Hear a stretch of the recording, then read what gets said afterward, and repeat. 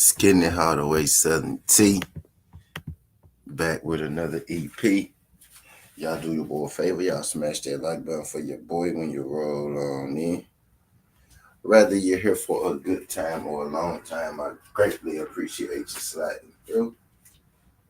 If this your first time, do your boy solid. Don't make it your last time. Hit that subscription button as well. We talk this good boxing, sports, parlays, predictions every single day. Not just today, man. Today we here with a boxing EP. I ain't in no rush this morning, man. We got 3 fight cards to talk about. We go get all of them done the game way, right? Not every single fight will be talked about, but the highlighted fights most definitely will be talked about. You know what I mean? Today. This is a little bittersweet, right? At least for me, right? A little bittersweet because we got Sebastian Fundora fighting this weekend, right? But this was originally supposed to be Errol Spence versus.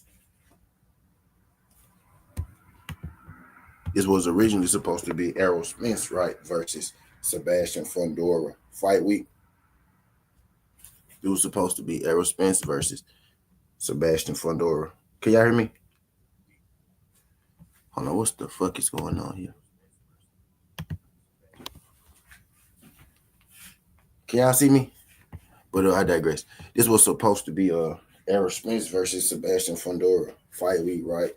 But Errol Spence decided, not to take the fight. Said he wasn't ready just yet to make his comeback, right? So replacement opponent steps in this Cordell-Booker, right?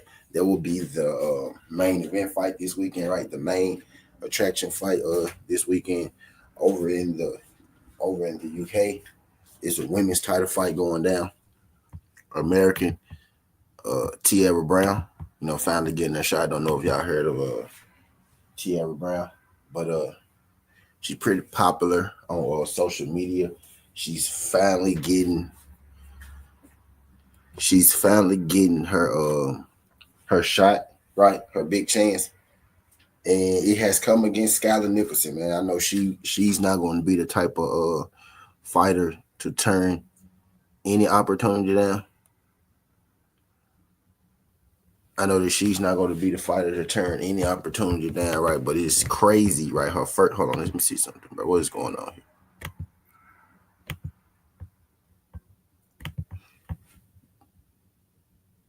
Do I gotta go out and come back in or something? But yeah, I digress. It's crazy that Scott Nicholson is her first.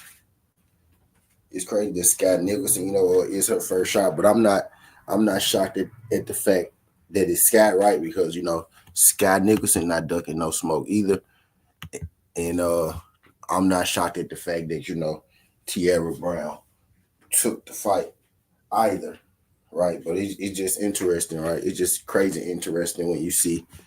It's just crazy interesting when you see, two fighters that you've been watching for a while, and then you look up one day and you see their names on the paper to fight one another. I think that's the beauty of, boxing, right? 2 people, right? 2 prospects, and made their way up. Scott Nicholson, right? Scott Nicholson, storied prospect, right? Very popular in the UK. Olympian, right? Was always destined to be in the spot that she's in right now.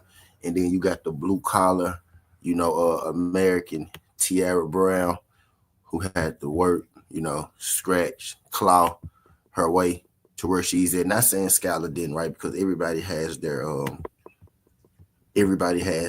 story, right? But different paths on the road to this championship fight for both women. But I am happy that Tierra Brown is finally getting. I am happy that Tierra Brown is finally getting, her chance, her big shot, right? And this versus Scott Nicholson, right? So this is gonna be a pretty good fight. Tierra Brown's coming off a win over Raven Chapman. Let's check out that. Y'all hit that thumbs up for your boy too when you roll in. Let's check out that full card. Right. Let's check out that full card. Right. We got Shanika Johnson on there. I see they got Iman Katayev, but no, not really, a bunch of major names that I'd be looking for, on this card. Two fights on that card in particular, right, that I want to talk about.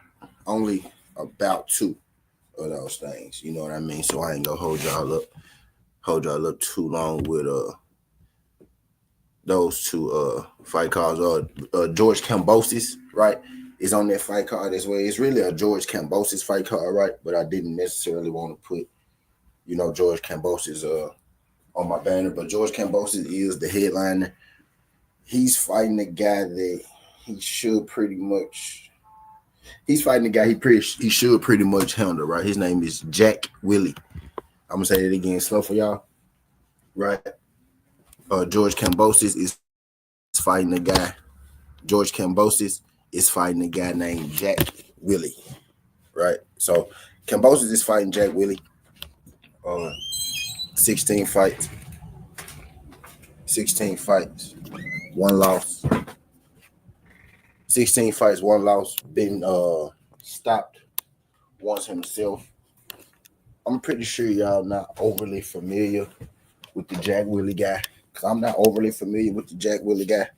I think I seen Mr. Jack Willie. And I'm going to keep saying his name, Jack Willie, because I'm immature. And y'all can't lie, man. That's a funny ass name. Right. Y'all can't hold me, bro. That's a funny name. Tell me it's not a funny name. So every chance I get to say Jack Willie, I'm gonna say Jack Willie. But I'm not overly familiar with Jack Willie. I have seen Mr. Jack Willie fight once before, right? And I don't think he was the main card. When I seen Mr. Jack Willie fight. I think he was on the card, right? That I happened to be watching. But 24 years old, 5'7", right? So he's a young guy. You look at his resume, right? Hasn't fought, 13-6, 23-1, right? 2-0, 7-4, 5-1, 21-5. Hasn't fought 32-10, right? He has fought respectable competition, right? Due to his level of fights, number of fights, right? But not necessarily the level of George Kambosos, right? Now, Jaime Munguia, and I'm slow rolling. This. We gonna get to it. Now George Kambosos should win this fight, right? But I just heard me mention Jaime Munguia. Jaime Munguia recently had a fight, right? That we all were expecting Jaime Munguia to win. I was so sure that Jaime Munguia was going to win that fight, right? That I didn't even bother to watch that Jaime Munguia fight card because the main event was Jaime Munguia in a fight that I was expecting him to win rather easily, right? Well, I didn't watch the Jaime Munguia fight, right? But I did get alerts from the Jaime Munguia fight.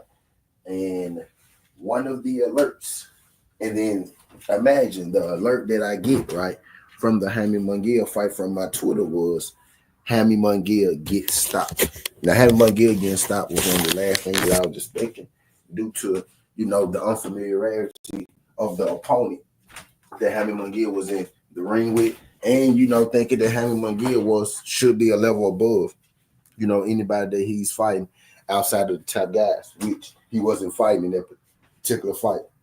But as y'all know at this point, Jaime Munguia got knocked out, right? So when I got that alert that Jaime Munguia got his ass slipped, I was like, damn, I wish I had watched that fight because I wasn't expecting Jaime Munguia to get knocked out. I was actually expecting him to run through his opponent, right? But, it's a fight. Anything can happen. Anything can happen in a fight, right? That's why like, even if you think a guy's going to win, these fights have to be made. Sometimes, right, these fights have to happen because you just never know what's going to happen in the fight. I said all that to say that I'm not familiar. I said all that to say, right, that I'm not familiar with George Kambosos' opponent, Mr. Jack Willie, right? I'm not familiar with Mr. Jack Willie at all, right? But Jack Willie does have 16 fights and 15 KOs, right? He has one loss, and that's the only KO he didn't get. So Mr. Jack Willie, in his fights, he's either knocking you out or he's getting knocked out. Is what it looks like, right?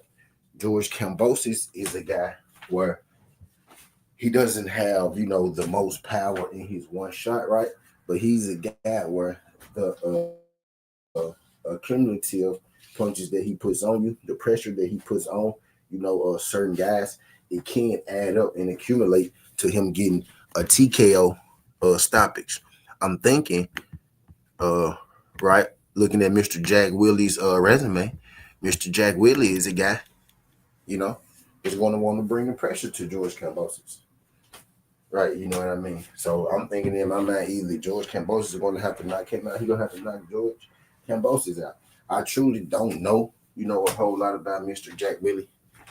I know Kambosos is fighting, but his fight is not even in my book. You know what I mean? His fight is not even in my sports book because I'm thinking, people expected him to win so much, right? But I'm just saying, buyer beware of the George Kambosos and Jack Willie fight because, we just saw what happened to Jaime Munguia. But that's a fight. I said I won't go spend no time on that fight. I really just bumping over it, talking a little bit. But that's a fight, that's a little under the radar. But the Scott Nicholson isn't. Scott Nicholson and Fundora Brown isn't the main event. It's just, the fight on that card that I was looking forward to most. But Jack Catterall is on that. No, that's gonna be the Jack. I say Jack Catterall. That's gonna be the George Kambosos, right? That's gonna be the George Kambosos versus Jack Willie main event card. Is the fight that Scott Nicholson and Tierra Brown, all right. But we're gonna talk about 3 fights off that card, right? George Kambosos, right? George Kambosos versus Jack Willie, Scott Nicholson versus Tierra Brown, and then Shanika Johnson versus Nina Hughes. Shanika Johnson versus Nina Hughes is a good fight as well. You know what I mean? That's going to be on that card. And then we got the Sebastian Fundora card. And then we got the Sebastian Fundora card that's going on this weekend as well that I mentioned a little earlier. Sebastian Fundora is taking on stepping opponent Boxing-Booker. Like I was saying, man, I'm a little disappointed, right? I like the fight. I like to step in the palm. I'm a little disappointed, right? Because this is supposed to be the return of Errol Spence, right? Weekend. Sebastian Fundora was scheduled to fight Errol Spence, but Errol Spence decided not to make his return just yet. Didn't give a reason in particular. He came to Twitter and he basically said, when I'm ready, I'm going to fight, right? So he said that he's not ready just yet. So, it is what it is. We're not getting the Errol Spence fight this weekend, but Fundora is set to step in the ring versus a familiar name, right? Maybe you know Booker, maybe you don't. You know what I mean? We're going to talk about that today, you know what I mean, as we get going. And I ain't started breaking down the fight yet. I'm just giving y'all, the intro, bringing y'all in, bumping over, right? I ain't in no rush this morning, man. I'm not in no rush this morning. But, Sebastian Fundora versus Booker is the main event. We got Elijah Garcia, Terrell Goucher on here. Jesus Ramos is on this card fighting Guido Schramm. Maurice Lee, I probably remember Maurice Lee. That's one of the guys that said, he knocked out Errol Spence, one of the training partners. Anybody else on this card y'all may know? Josh Lee Vargas, 4-0, right? I think that's one of those Vargas boys. Then you got Robert Guerrero Jr. A lot of prospects on this card, but mainly we go talk about Jesus Ramos, Schwarm, Terrell Goucher, Elijah Garcia, Sebastian Fundora, and Booker. So about 3 fights off that card, right? So we're gonna talk about 2 fights off the 2 to 3 fights, right? George Kambosos, right? We'll talk about 3 fights after George Kambosos' card, including the main event, right? But Scott Nicholson versus Tierra Brown. And we're going to talk about Shanika Johnson versus Nina Hughes on the first card. And on this card, we got Jesus Ramos, Elijah Garcia, Goucher, Fundora, and Cordell-Booker. So 3 fights off this card, right? So 3 fights off the first card, 3 fights off the second card. We go right by Elijah Garcia and Terrell Goucher. That's a pretty good fight. You know what I mean? Right there. Elijah Garcia is the favorite in that fight, but Terrell Goucher, I think in that fight is a live dog, right? So I am excited, for the Fundora, you know what I mean, card. I do think there's some good spots in there for my betting people. I think there's some good spots in there for us to make some money. You know what I mean? Jesus Ramos is fighting Strom. I have seen Strom fight a few times. Not really overly impressed with him. I kind of feel like, but he's not a guy. I know he's not a guy that's coming here to lose, right? But I kind of feel like Jesus Ramos should win that fight. It's a matter of, how necessarily he wins that fight rather than if he wins that fight.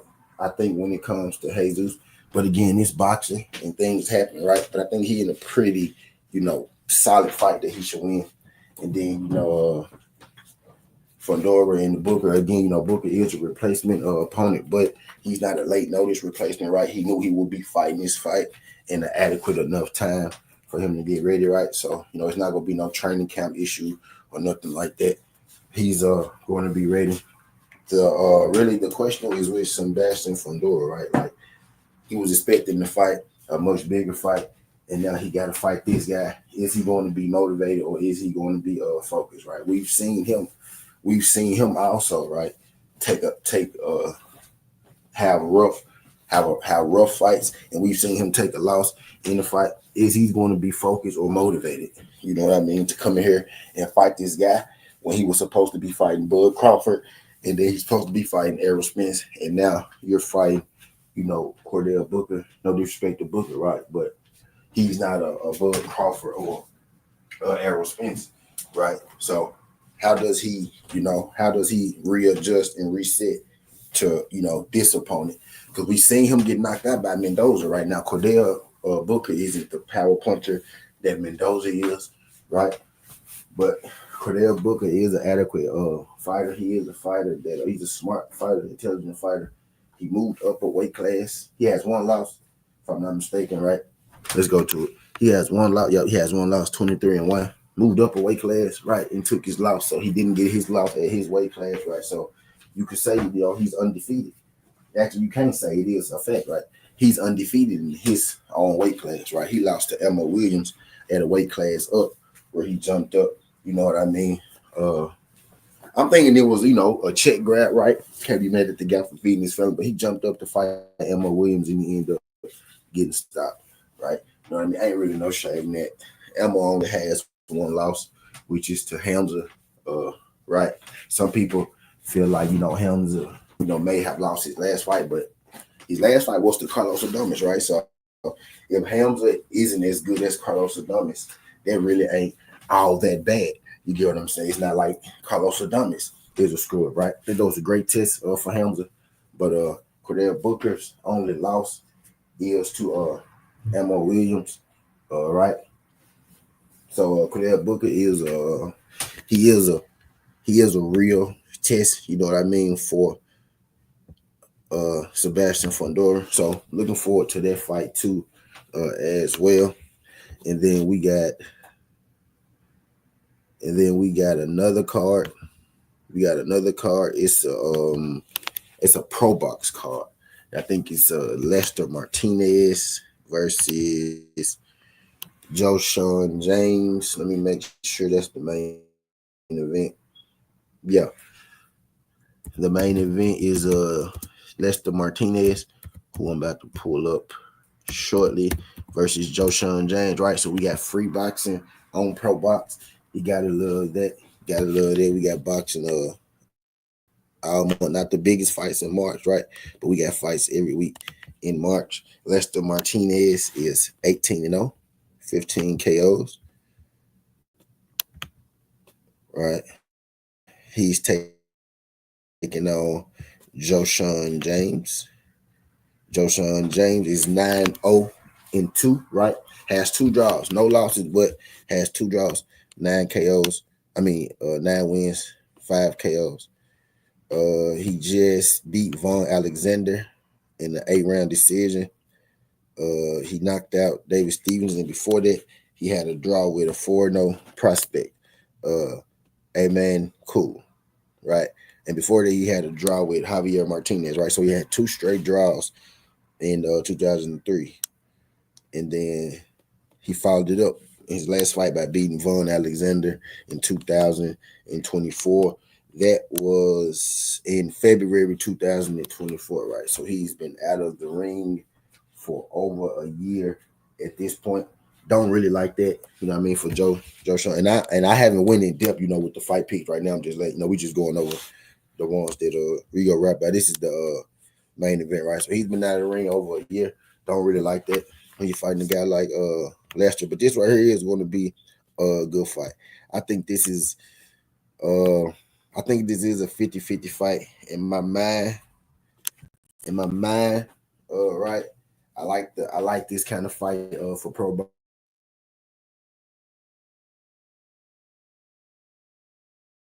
Right, you're putting the guy who's normally a favorite in the ring, right? And he's going to be a dog. So I like fights like that where you're not really sure which guy is going to win, right, and how. And also we got Vladimir Hernandez on that fight card. You may know Hernandez. Hernandez is the guy that beat J-Rock, if I'm not mistaken. Yeah, Hernandez got that beat J-Rock, and I also think he beat Jerry Hurd, if I'm not mistaken. That's where the if I'm not mistaken came from, that Jerry Hurd comment. I think he beat J-Rock and he beat Jerry Hurd or something like that. But I know for sure that he beat J-Rock unexpectedly too, right? That particular fight with J-Rock, I just knew he was going to bounce back, and then he came there, he got beat by Hernandez. It was when J-Rock lost to Hernandez when I kind of knew that, the J-Rock that we had been watching, for the past years was no longer there. It was that fight versus Hernandez. So Hernandez is going to be on that card as well. Kelvin Davis, Keyshawn brother, y'all remember Kelvin Davis? Kelvin Davis is also going to be on that card. Kelvin Davis is going to be on that card as well. If I'm not mistaken, Kurt Scooby going to be on that card as well. Could be wrong. It may be another card, right? But Kurt Scooby fighting this weekend.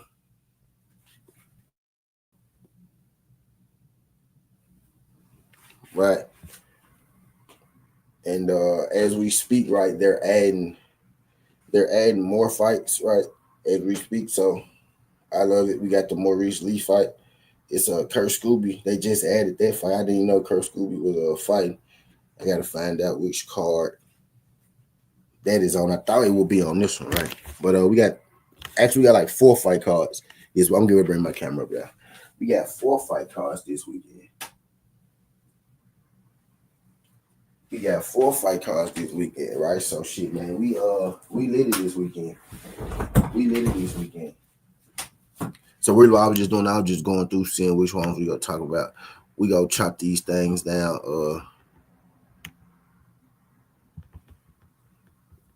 Right.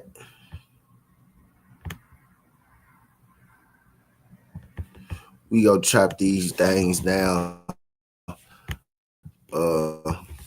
Card by card. We'll start with the We'll start with the zone card. We'll start with the women's card, with the George Kambosos card, basically, right? It's gonna be at like 4 in the morning, Saturday at 4 in the morning. So Friday night when you go to sleep, and about time you wake up, that's when George Kambosos will be fighting. It's gonna be early, about 5 to 6 in the morning, right? So we'll start with that card. It's about three fights on that card that I wanna. 3 fights on that card that I wanna talk about.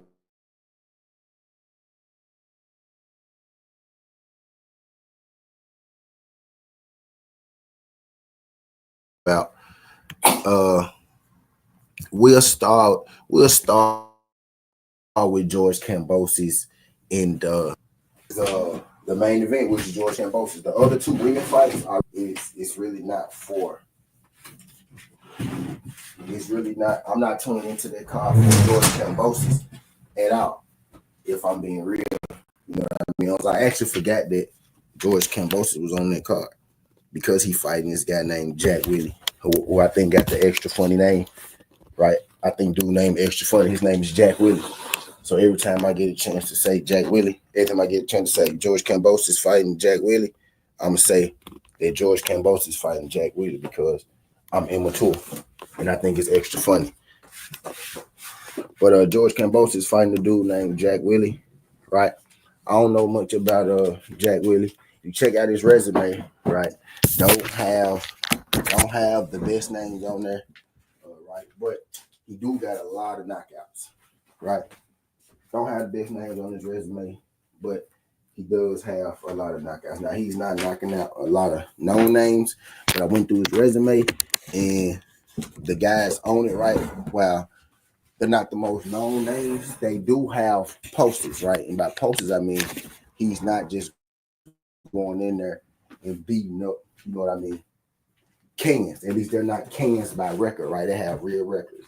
He's not fighting guys 7 and 121 like you see sometimes, right? He's got real wins on his record against, you know, other people with legit records, at least by the number, right? At least by the number. And again, I mentioned what's good, God Body. Shout out to my guy, God Body. Again, I mentioned Jaime Munguia. Hold on, let me get the camera straight. And then again, I mentioned Jaime Munguia.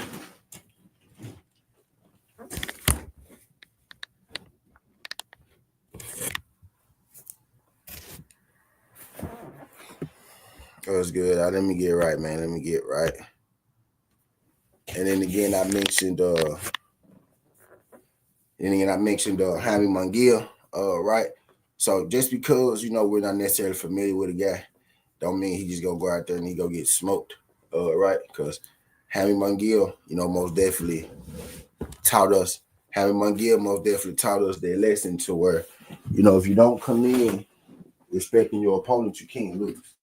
So while I'm not expecting this dude to be able to beat George Kambosos, I will preference this. By saying I don't know a whole lot about this guy. Now, I looked at his resume. I can watch film. You know what I mean? If we're talking about Kambosos on his best day and this Jack Willie guy on his best day, Kambosos should win. More experienced, right? I think he's the better technical boxer. The thing with George Kambosos is how motivated is he at this point in his career to fight these kind of fights, to fight these level fights, to fight guys like this. You know what I mean? But looking at Jack Willie, right? And I'm gonna go get me a bottle of water. Then we go sit down, and then we go make this.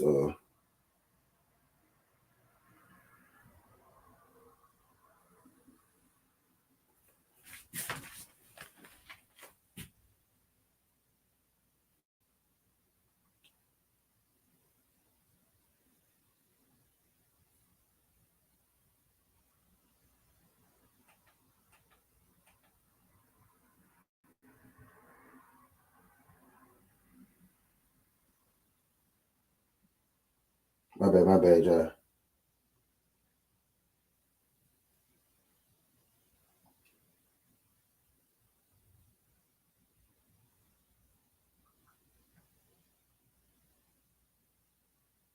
My bad.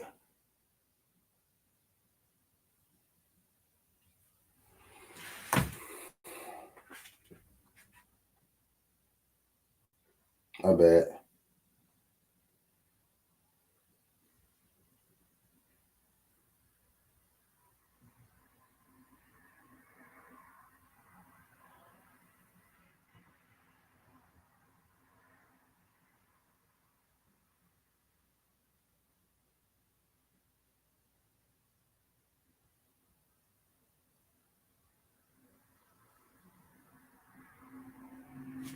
Yeah, my bad, y'all. My bad. I'm talking to my nigga Jig. We arguing some football. My bad. Hold on. My bad, y'all. Finna me back. I'm finna give me some water. We arguing football. My bad. My bad. Yeah, hold on.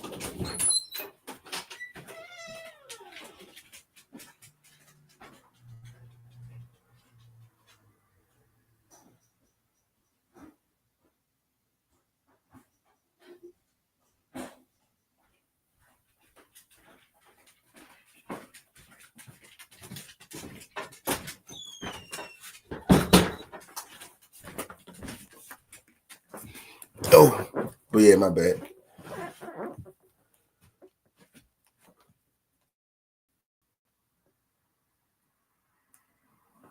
My bad, y'all. My bad.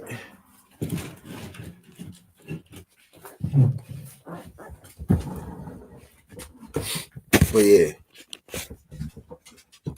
Cambosis fighting this dude. Cambosis fighting this dude named Jack Willie. Right? Don't know much about him.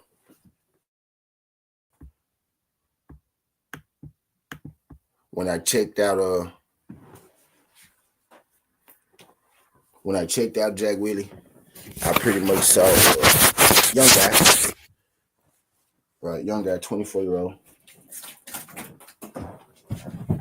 Pretty much a puncher. Right? You know what I mean? Nothing not necessarily nothing that Cambosis hasn't seen before. Not necessarily that nothing Cambosis hasn't seen before, right? But I'm not gonna be the guy.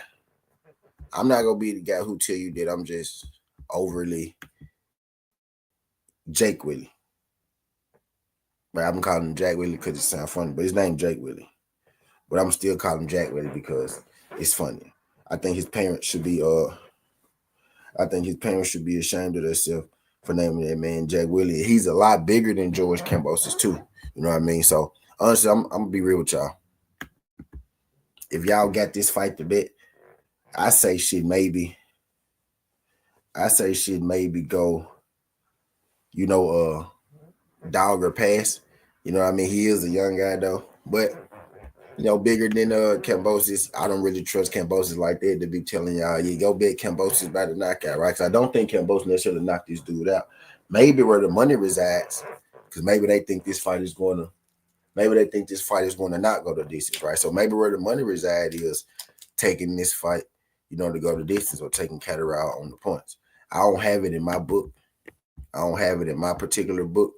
You know what I mean? Just yet, Jake Willie and George Cambosis, right? But I say take that fight to go to distance. Cambosis ain't a monster puncher, right? I don't necessarily think he gonna be able to knock this dude out. This dude is used to getting knockouts. His one loss, he did get knocked out, right?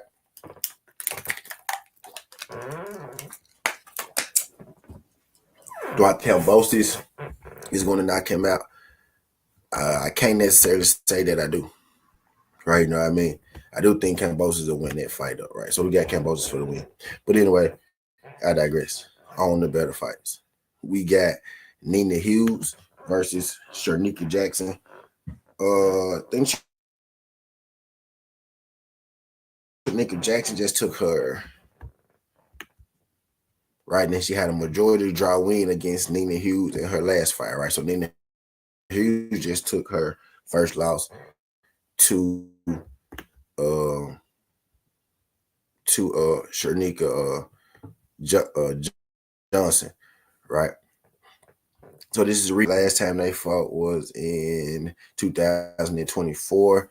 So they fought about 10 months ago up until this day, right? So this is a rematch from a previous fight in which they're coming off a back-to-back. Fights, right? One judge had it 96-94, 98-92, 95-95. So understand this was a close fight. Understand this was a close fight across the board. If you're looking at it from the Georgia's scorecard. Now I'm familiar with both these fighters. They kind of got similar fighting styles, right? Neither girl is just knocking anybody out. Shernika Johnson had 6 KOs in 18 fights. Right. Then you got Nina Hughes, who has 7 fights, and she has 2 KOs, right? So neither of these women are just, KO masters. Nina Hughes is 42 years old. She's 5'3", right? Again, similar fighting styles. But at this point, right, I just think that Shanika Johnson is more primed. I think she's more ready, you know what I mean, for the dog fight that's about to come. Not necessarily a dog fight, right? But by dog fight, if it gets to a dog fight, I think Shanika Johnson is more youthful and athletic and more, prime. I think what won her the last fight was her being able to separate herself in those later rounds. So with her being able to separate herself in the later round, I think that had a lot to do with her just being a lot younger. You know what I mean? At this point, and she just won the last fight. You know what I mean? It was I think that fight for sure goes the distance, right? But I think Shanika Johnson, gets the win on the cards. You know what I mean? So my call in that fight, this gonna be an early morning fight. This gonna be on the George Kambosos card. All right. So my call in that fight would be Johnson. You know what I mean? Points decision win. Johnson on the points. Let's see what that's worth in now. But we gonna do this live in the action. I'm gonna take Johnson money line if I can't get on the points, but I can get on the points. So Johnson on the points is minus 120. Johnson on the money line is minus 160. So we just go Johnson on the money line, right? I put or points, but they both worth about the same thing. Neither one really gets you so much more than the other one, right? But I'm thinking Johnson money line on the points. I think she gets, the back-to-back wins on Nina Hughes. And Nina Hughes is good, though. She just a lot older, right? Started her career later. I just think, the youthfulness is going to help Johnson muster through again like it did in the first fight, right? Most definitely goes the distance. Shanika Johnson for the win. Shanika Johnson and Nina Hughes sound like black women, don't it? Those are white women. Moving right along. We got Scott Nicholson versus Tierra Brown. Y'all probably familiar with Scott Nicholson, right? 12-0, 1 KO, 29 years old, 5.5. Just beat Raven Chapman impressively, I think, too, right? Diana Vargas, Sarah Mahfouz. You know what I mean? Her last 3 fights have been legit competition. I think that Skylar Nicholson has answered the question that is she real or is she just, an Eddie Hearn creation, right? Or a hype job. She's taking on Tierra Brown. Shout out Tierra Brown. Tierra Brown, been a long time coming. And I'm glad she finally getting the respect that she deserved. Glad she finally getting her shot. Right? It's going to be against Scott Nicholson, so it ain't going to be tough. It ain't going to be easy. Right? It's going to be a tough fight. But Tierra Brown is finally getting her shot, man. Shout out to Tierra Brown. Respect the grind. Respect the hustle. I'm a fan from afar. Never got a chance to speak to, Tierra Brown, but I have seen her around. You know what I mean? Type deal. So I'm a big fan from afar. I love seeing people get their opportunities. Shout out Tierra Brown for getting that shot. Tierra Brown, 18-0, 11 KO. So, Scott Nicholson go have a fight. 36 years old. She's 5'7". Right now, she doesn't have the most extensive resume, right? She beat a fighter 22-17, 19-12, 7-5, 24-18. The thing with Tierra Brown is, right, she didn't have your typical path to making it to boxing and making it in boxing. If I'm not mistaken, she's an Army veteran, right? So she did the Army thing first. She had a life, got a job, has a job, all that good stuff. So she's a fighting Marine, if I'm not mistaken. She's a fighting soldier, if I'm not mistaken. When you take that route, right, traditionally it takes you a little longer. You may not be able to get the top-notch fights. You might not be able to get the fight in the ballrooms and Madison Square Gardens and the O2 arenas and all that good stuff on your way up. You may not get to fight the best competition because, you have to take the fights that you could take. You got to stay active, especially with her, getting her late starting. You got to stay active. You got to do what you can do. But she has made it to, the top.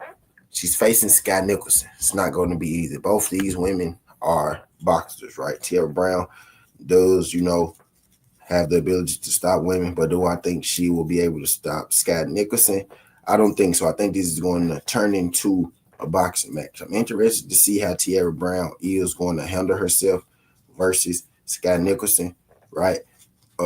Namesake, this isn't going to be one of Scott Nicholson's biggest fights, right? But I do think talent wise, it's going to be a pretty good fight.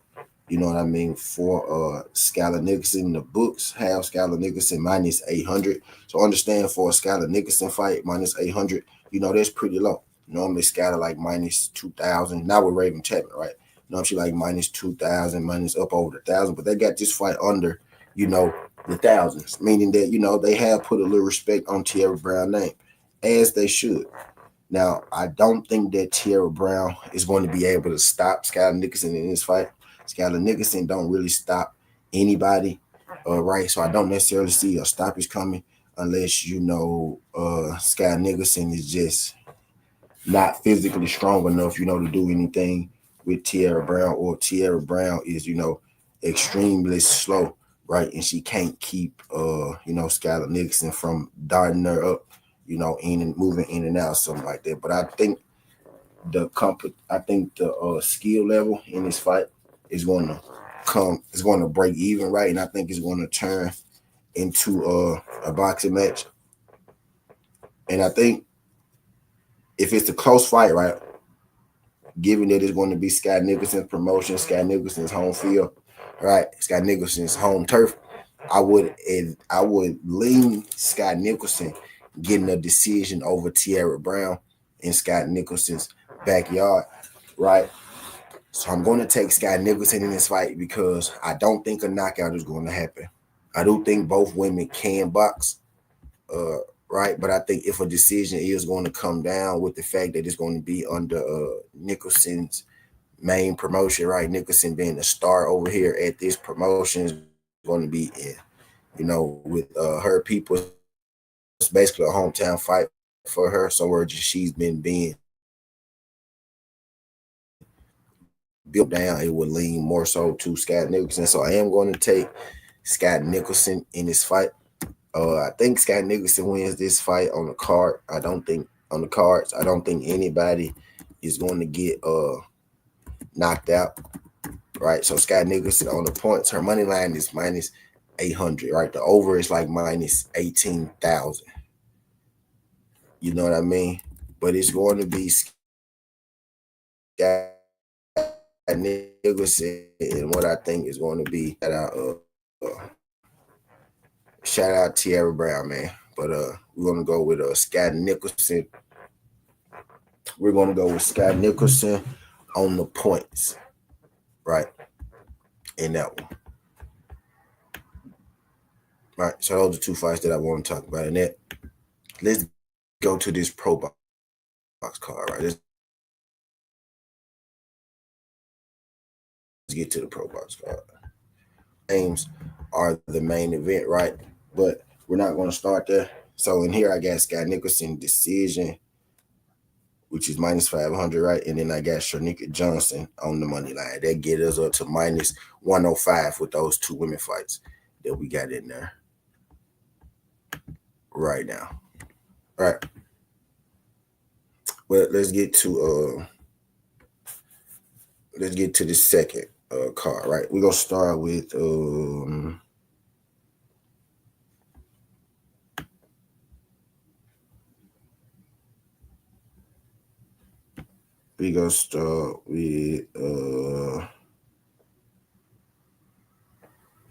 I'm looking for,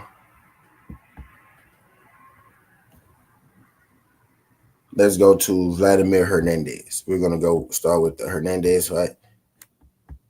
Let's make sure this is the Hernandez that I think it is.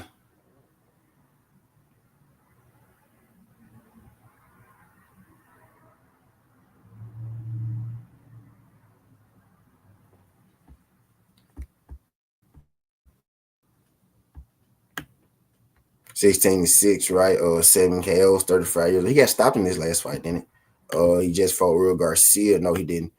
Won on the cards. He knocked out Scram, who's fighting goddamn on the Benavidez card, which is crazy. Lost to Troy Isley, majority of the decision against Truck. Think Truck beat him. I remember that. Yeah, he did beat Truck. I think Truck beat him. Don't think that was the right decision in that fight. And he lost to Jesus Ramos. And yep, and he beat Julian J. Rod Williams by split decision 2021, right?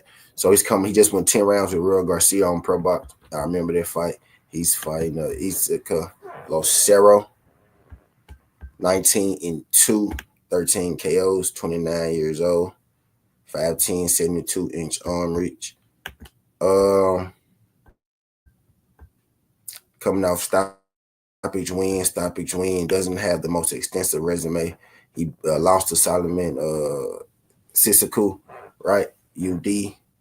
Fight wasn't close. Said he lost every single round, right? So he can be outboxed. Lost a split decision to a guy named Torales. Not really sure who that is, right? So they got these odds pretty close. Hernandez is a tough guy. He's 35 years old. Right, 35 years old, you know what I mean? At some point, you know, I'm feeling like Father Time is going to have to catch up. You know what I mean? At some point, I'm thinking Father Time is going to have to catch up to Hernandez. Right? He's giving up a lot of size in this fight. He's giving up size in this fight. He's giving up youthfulness, right? In this fight. He's not a guy who, you know, overly uses his defense either, right? He's not a guy who just go come here and, you know, defensive you through the ground, right? So he's kind of going to be in front of you, especially at his age, at this age right now.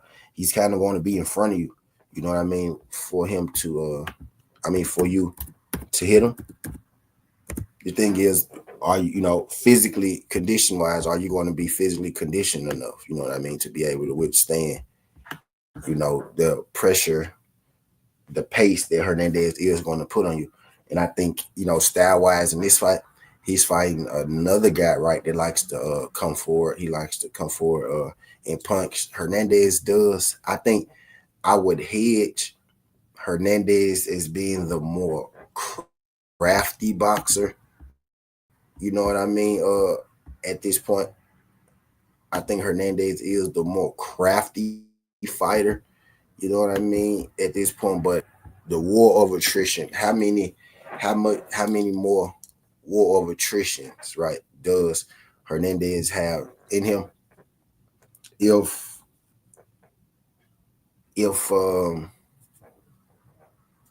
Locero comes out here and he lets Hernandez lead the fight, then I think he loses, right? If Locero comes out here and he pushes the pace, right? He's active, you know, not just standing in front of the guy, right? He's active. Then I think, you know, he can make it hard on Hernandez. The question is, what kind of Locero are we going to get? He is going to be, you know, coming forward. I think as the fight slows down, right? That's where Locero is more so going to, you know, excel.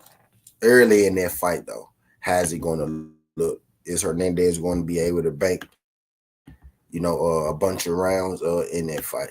You know what I mean? Something tells me that this fight probably doesn't go the distance. They don't have, you know, the distance option on the yet.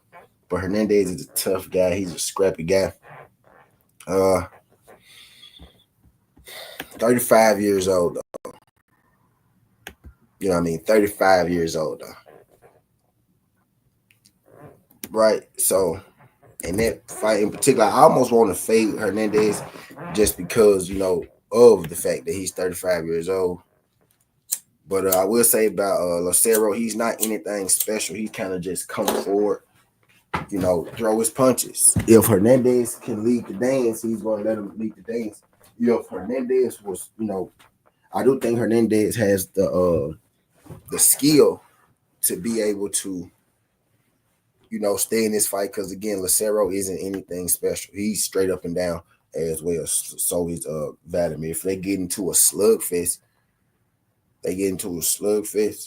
right? This really is a pick'em fight, though. Honestly, I just say, man, we take this thing to probably go. I think they go the distance, man. If it doesn't go the distance, then that means Lucero probably stopped Hernandez, which he very well could, man. He could work on him. Hernandez is giving up a lot of size. You know what, man? Let's go underdog. I'm going Lucero, man. All right, I'm going Lucero. Fuck it.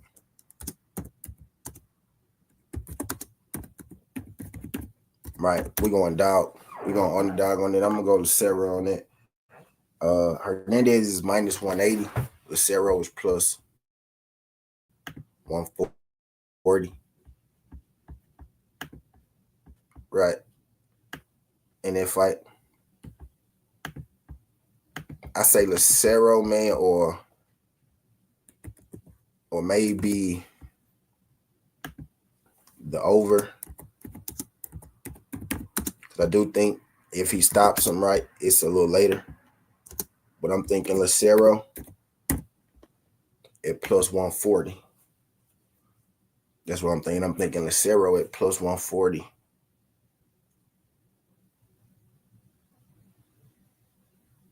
Right, then we got Kurt Scooby. I think Kurt Scooby wins his fight, right? I think Malik Montgomery wins his fight, right? But let's move it on. Let's move it on to this main event. We got Lester Martinez versus Joshua James. Lester Martinez, 18-0, 15 KOs, 29 years old with a 72-inch arm reach. He's facing Joshua James. I think this gonna be a great fight right here as well. 9-0, 2 draws, 5 KOs, 6-1 arm reach analyses. Now I seen Joshua James fight a bunch of times, right? Have not bet against Joshua James yet. Has not lost with Joshua James yet. I bet with Lester Martinez a bunch of times. Seen him fight a bunch of times. Have not lost with Lester Martinez just yet. Won a couple KO bets with Lester Martinez. You know what I mean? As well. I think this is going to be a damn good versus Joshua James. Somebody has got to go in this fight. Joshua James is a boxer puncher, right? He gets caught up sometimes because he makes himself too square, right? Like when he's putting out his offense, sometimes he squares up, right? And he makes himself hittable. That's the last thing you want to do against a guy like Lester Martinez. Lester Martinez has that kind of fighting style where he's a kung fu fighter, right? You know what I mean? He's a kung fu fighter. He's gonna come forward. Lester Martinez is gonna come forward, right, until you make him do something else. You know what I mean? So if he can come forward on you, you better believe that he's gonna come forward on you all day, as long as he can. Right? But he's not a guy who comes forward wildly. He's not a guy who comes forward recklessly, right? He comes forward, with a game plan. You know what I mean? So if you're not on your game plan, he's a guy who does possess boxing skills, and he also has that power. Will he be able to, will his power translate to a guy like Joshua Smith? I think Joshua James, the first 5 to 6 rounds of any fight is dangerous. If this is an 8-round fight, you know what I mean? I think that's advantage James, right? If it's anything longer than the 8 round, I think it's advantage Martinez. This is a 10-round fight, right? I think in the 8-rounder, James is really tough to beat, but James kind of slows down. James kind of slows down on the back end of his fights, right? But there is a chance for James to, maybe outbox Lester in this. But what's really giving me cause to pause about taking Joshua in this fight is he doesn't gas, but I just don't like the way he slows down on the back end of his fights, right? He has 9 fights and 5 KOs. He would have 9 fights and 9 KOs, right? But towards the back end of those fights, he tends to slow down a little bit, right? Look at his knockouts. They come early, right? He got knocked out in the first round. He got the one against Brewer Jr. in the 7th, right? Second round, third round, first round. You get what I'm saying? So he has one knockout beyond, you know what I mean, the one knockout beyond the 6th round, right? And that's that 1 7-round knockout. But he tends to kind of, slow down in these fights. Lester Martinez is the guy who's going to come. He's going to counter shot. I think early in that fight, Joshua is going to be able to use his stick, right? I think Joshua might even be winning a couple of these fights. I think Joshua might even be winning a few of these rounds early. Like, I think it's going to be a tough fight between the first and, the 4th and the 5th round. I think where the separation is going to start for Lester is going to be that 5th through the 10th round. I think that's where Lester is going to be able to make more of his imprint on Joshua. I think early Joshua, is a dangerous fighter. I could see Joshua banking a lot of these early rounds against Lester Martinez. But I think Lester Martinez is going to, as Joshua slows down over the course of the fight, Lester Martinez is going to start to make his imprint on this fight. And I'm going to go with Martinez, in the for the win over Joshua and James. And I'm going to go money line, right? And I'm going to go money line because I don't necessarily want to take a method because I'm not really sure if this fight is going to go the distance or there's going to be a stoppage. I can see Lester Martinez maybe TKO and Joshua if Joshua and James gets, tired on the back end of this fight enough. I can see, him just being exhausted and Martinez being able to, load up the shots, compound the damage, and maybe the referee jumps in and he gets him up out of there. Maybe the referee jumps in and he gets him up out of there, but I'm leaning more likely to Martinez winning this on the cards. I think the over would be a good bet. I'm going to play Martinez on the money line. Again, I'm going to have to parlay it, right, because the money line on it is not worth a whole lot. You know what I mean? Martinez money line isn't worth a whole lot, but most definitely a parlayable piece. I got Martinez on the money line, right? Now let's get to the Sebastian Fundora card, man. My bad, y'all. My screen doing some freak shit. My screen doing some freak shit, y'all. Hold on. All right. So let's get to the Sebastian Fundora card, man. Last but not least, we got 3 fights on this card I want to talk about. The main event being Fundora versus Booker, right, which we're going to talk about at the end, which we're going to talk about last, right? But there's 2 more fights I want to talk about before we get into that, right? But before we get into these last 3 fights, I got 8 people in the building, man. How y'all feeling, man? How y'all doing? Appreciate y'all folks sliding through. Let me take a sip of this water. Real quick, man.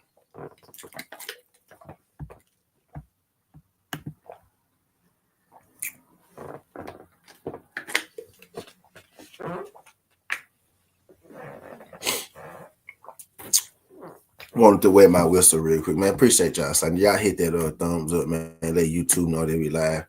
You could be anywhere in the world right now, but you chose to be here. Greatly appreciate you sliding through.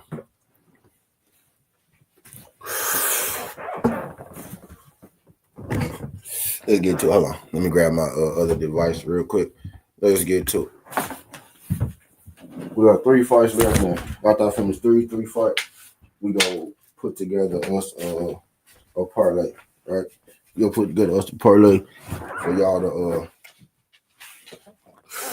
y'all to take home. Right, you'll put us together a parlay for y'all to take home. Let me make sure my camera right because I just moved it a little bit. Yeah, and we gonna put together a lay for y'all to take home. So let's go and get into it. All right, bet. So here we go. Y'all do your boy solid, man. Y'all hit that thumbs up for your boy.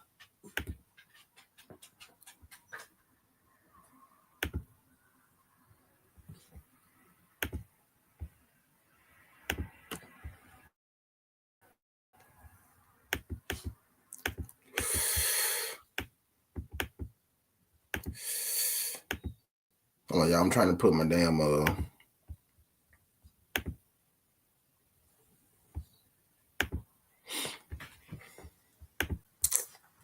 on. Trying to put my tab back up.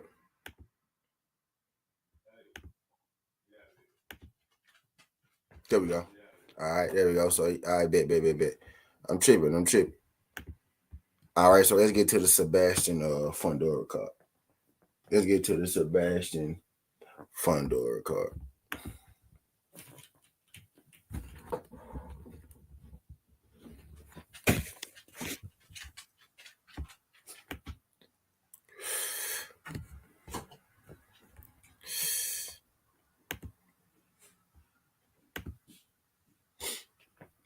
All right, bet. So let's get to this. Let's get to this thing. So we're gonna start with this Gildo Schrum and Jesus Ramos fight.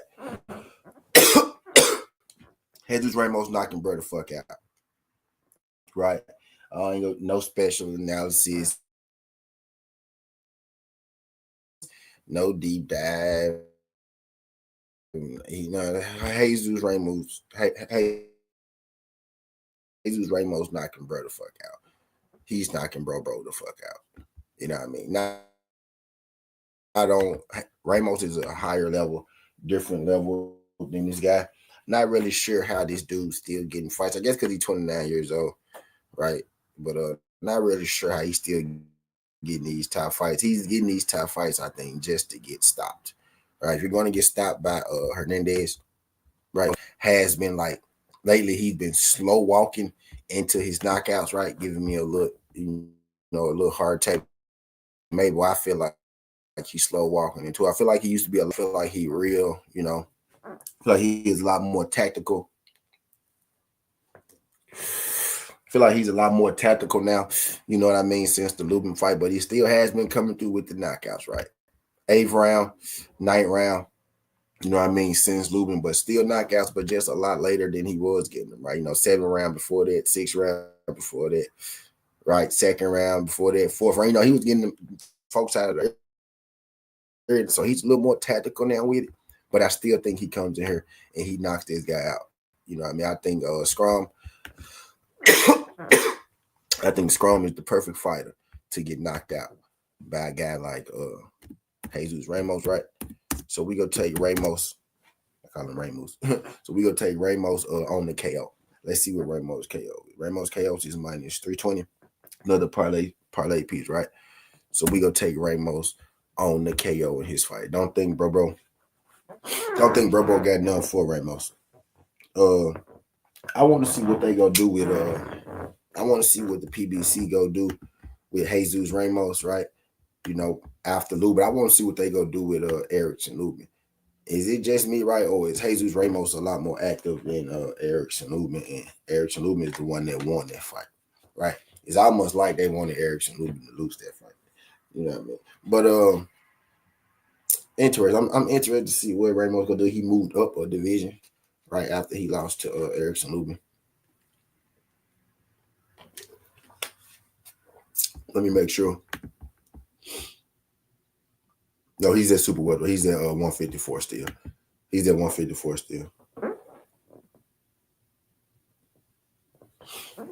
He's at 154 still, right? But I'm just interested. I want most of what he gonna do after this fight, right? Because this is not the kind of fight that I want to see Ramos in. Erickson. I think Erickson Lubin has a title shot coming up, if I'm not mistaken. Or he got a mandatory. He got if he win his next fight, he got an interim fight coming up or something like that, or like a title eliminator Erickson Lubin got coming up or something like that. Let's check it out. But I'm interested to see what Ramos and Erickson Lubin, for that matter, right? Because I feel like they tied together for the rest of their careers. To see what they go do. Yeah, Andrea Holmes, yeah. So he's fighting Andrea Holmes for the WBA, right? If I'm not mistaken, for the WBA interim title. Erickson Lubin. So Erickson Lubin since Jesus Ramos, right? Which is crazy. Now, what's going on with Erickson? Why hasn't your fighter who potentially could be a goddamn champion, why hasn't he had a fight in 2 years? But the guy that he beat, right, Jesus Ramos, has had 2 fights since he's had a fight. Y'all making that? Is that making sense to y'all? Erickson Lubin beat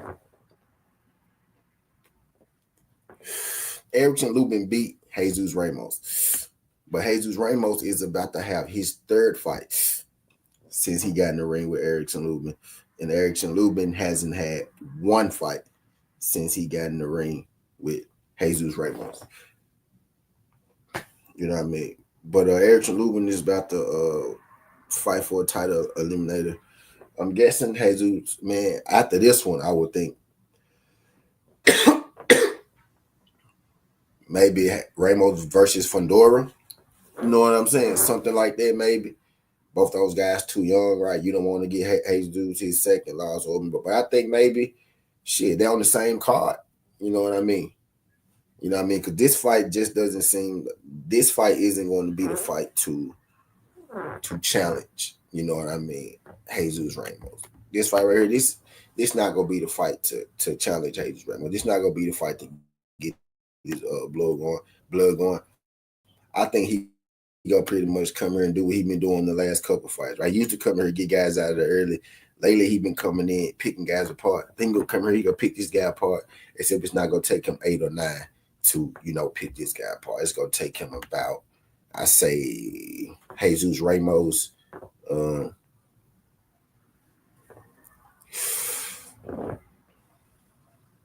I say Jesus Ramos 5 to 8 round knockout, something like that. Jesus Ramos knockout is what we go play. You know what I mean? We go play the KO, TKO, right? We go play that. But I'm thinking he gets him out of there maybe shit around the 5th to 8th round. I don't think you'll need 9 to 8 rounds to make work of this guy. Yeah, so Jesus Ramos for the KO. I like that. Probably might be my favorite. It might be my favorite prop of the weekend. I'd be surprised if Ramos didn't KO that guy. Right. Now we got Elijah Garcia versus Terrell Goucher. Elijah Garcia is coming off the first loss of his career, man. Elijah Garcia 16-1, 13 KOs, 21 years old, right? Young fella. He lost to Karan Davis by split this season. Karan Davis went in there and he basically outboxed him. You know, I've been watching him for a long time over there on PBC growing and whatnot. A lot of undercards of my favorite fighters and whatnot. I've been watching them for a long time. Elijah Garcia, he basically got exposed. I'm not gonna say he got exposed for not knowing how to box, but he got exposed for his boxing being deficient. Like Karan Davis is a veteran, right? He's fought David Benavidez, right? He's fought he's fought David Benavidez, he's fought a bunch of people, man. A bunch of fucking people, a bunch of veteran fighters. Has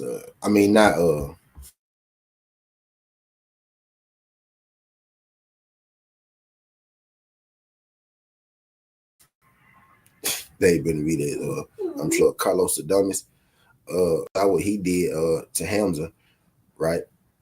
Now Rubin, he's fought Austin Trout, he's fought Israel Landed Lara. You get what I'm saying? He's fought Luis Hernandez. You get what I'm saying, man? Steven Martinez. Like, he's fought a lot of guys. He has a lot of experience. You know what I mean? This is the kind of guy, right, that Elijah Garcia loses to. A boxer. I didn't realize that Terrell Goucher was 37 years old, man. Shout out to that man. That man got a lot of years in the game. Didn't realize Goucher was that old. But this is the kind of fighter that Elijah Garcia loses to. The fact that Goucher, I thought Goucher was about maybe like 34 or something. Like the fact that he's 37, right, did give me a little cause to pause. But can Terrell Goucher outbox Elijah Garcia? He most definitely can, right? Don't think he'll be able to stop Elijah Garcia, but he can outbox him. He possesses the ability to outbox Elijah Garcia. I hope that Elijah Garcia in his camp, right, in his group, they went back and they realized that, we got to teach him, more defensive. We got to go just as hard on the defensive end as we've been going on the offensive end. you know what I mean, all these years, right? Because he just didn't have, he couldn't get out of the way of Kyron Davis's jab. He got to a certain point where he really couldn't get out of the way of almost anything that Kyron Davis threw, right? Uh, you know what I mean? And I took Elijah Garcia in that fight, and I'm watching him get outboxed by Kyron Davis, and I'm thinking the whole time in my head, man, this would have been a veteran tested guy like Terrell Goucher. Now, was that matchmaking gone wrong? So you say this time, this guy can box, right? So let's see if he could, you know what I'm saying, outbox this guy. But he doesn't have as much power as Karan Davis. He's not as physical of a fighter, not as rough as a fighter as Karan Davis, right? So let's see if Elijah Garcia could, you know, maybe sit on the outside, try to figure out and box this guy to a win. Let's see where our boxing is at, right? But Terrell Goucher is not a guy who's devoid of power, right? Zero power. Now, he's not a guy who sits down on every single punch either, right? But he's not devoid of power, right? 24 wins, 12 KOs. So half his wins come back KOs, right? Half and half, 50%. Not great as of late. Not really many knocked out Brian Lynch, right? But you know, Elijah Garcia is better than Brian Lynch. He stopped Jamonte Clark. That was impressive, but that was in 2001, and that was in the second round. That's kind of his name, Jamonte Clark. And Jamonte Clark was the guy. Y'all remember? And this guy, a guy buzzed him. Some people feel like that Clark beat Sebastian Fundora all those years ago, but they came back, I think, right after Jamonte Clark arguably beat Sebastian Fundora back in the day. I think Terrell Goucher came back the next fight, and I think he stopped Jamonte Clark, which is how, you know, I found out about, you know, Terrell Goucher anyway, right? I didn't know that he was the age that he was back then. Him being 37 just kind of blew me a little bit. That's crazy that, you know, Terrell Goucher is 37. I feel like he's been around for a long time, but I feel like he's a lot younger than that. But he is 37. I think in this fight, right, you know, Kyron Davis out physical him. Elijah Garcia outboxed him. Out physical him a little bit. Outboxed him a lot of bit, right? Terrell Goucher does have the ability to outbox him, right? But I don't think he's going to have the ability to bully him like Kyron Davis, which makes this fight a little more interesting, right? He's a lot older than Kyron Davis. Kyron Davis is more so, you know, in his prime physical peak, right, than Goucher. But Goucher is in great shape, right? Didn't know that guy was 37. You know what I mean? He's in great shape, right? But I think they took it down a notch as far as tenacity, you know, from Davis to Goucher, right? And I think that's to see where exactly Elijah Garcia at with his boxing. But this fight Garcia most definitely could be outboxed this fight. I think that the most lock bet in this fight, right? And I'm gonna drop this in the chat. I think the most lock bet in this fight, right, will be the over. But of course, I'm gonna give you a winner. My stomach grabs like a mother. But of course, you know, I'm gonna give you a winner. The over is 8.5. Most definitely think this fight goes 8.5. Elijah Garcia is not stopping Terrell Goucher.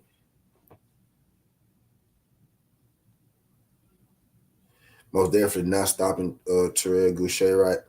And he most definitely not stopping him early, even if he does. I think this fight goes the distance as well, right? That's minus 210. The value is with Terrell Goucher to win on the decision at plus 700.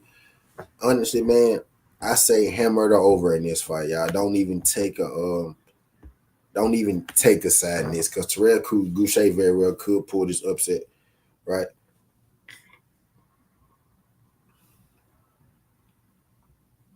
Okay. Terrell Goucher very well could pull this upset, right? So I'm not even gonna go ahead and tell you the hammer and Elijah Garcia minus 650 tag. You know what I mean, man? Take this fight to go to over at minus 250. and, you know, parlay that thing up with something else, which is what we about to do. You know what I mean? Right now. But I say, man, that junk go over 80.5. You know what I mean? It's a dog or pass for me.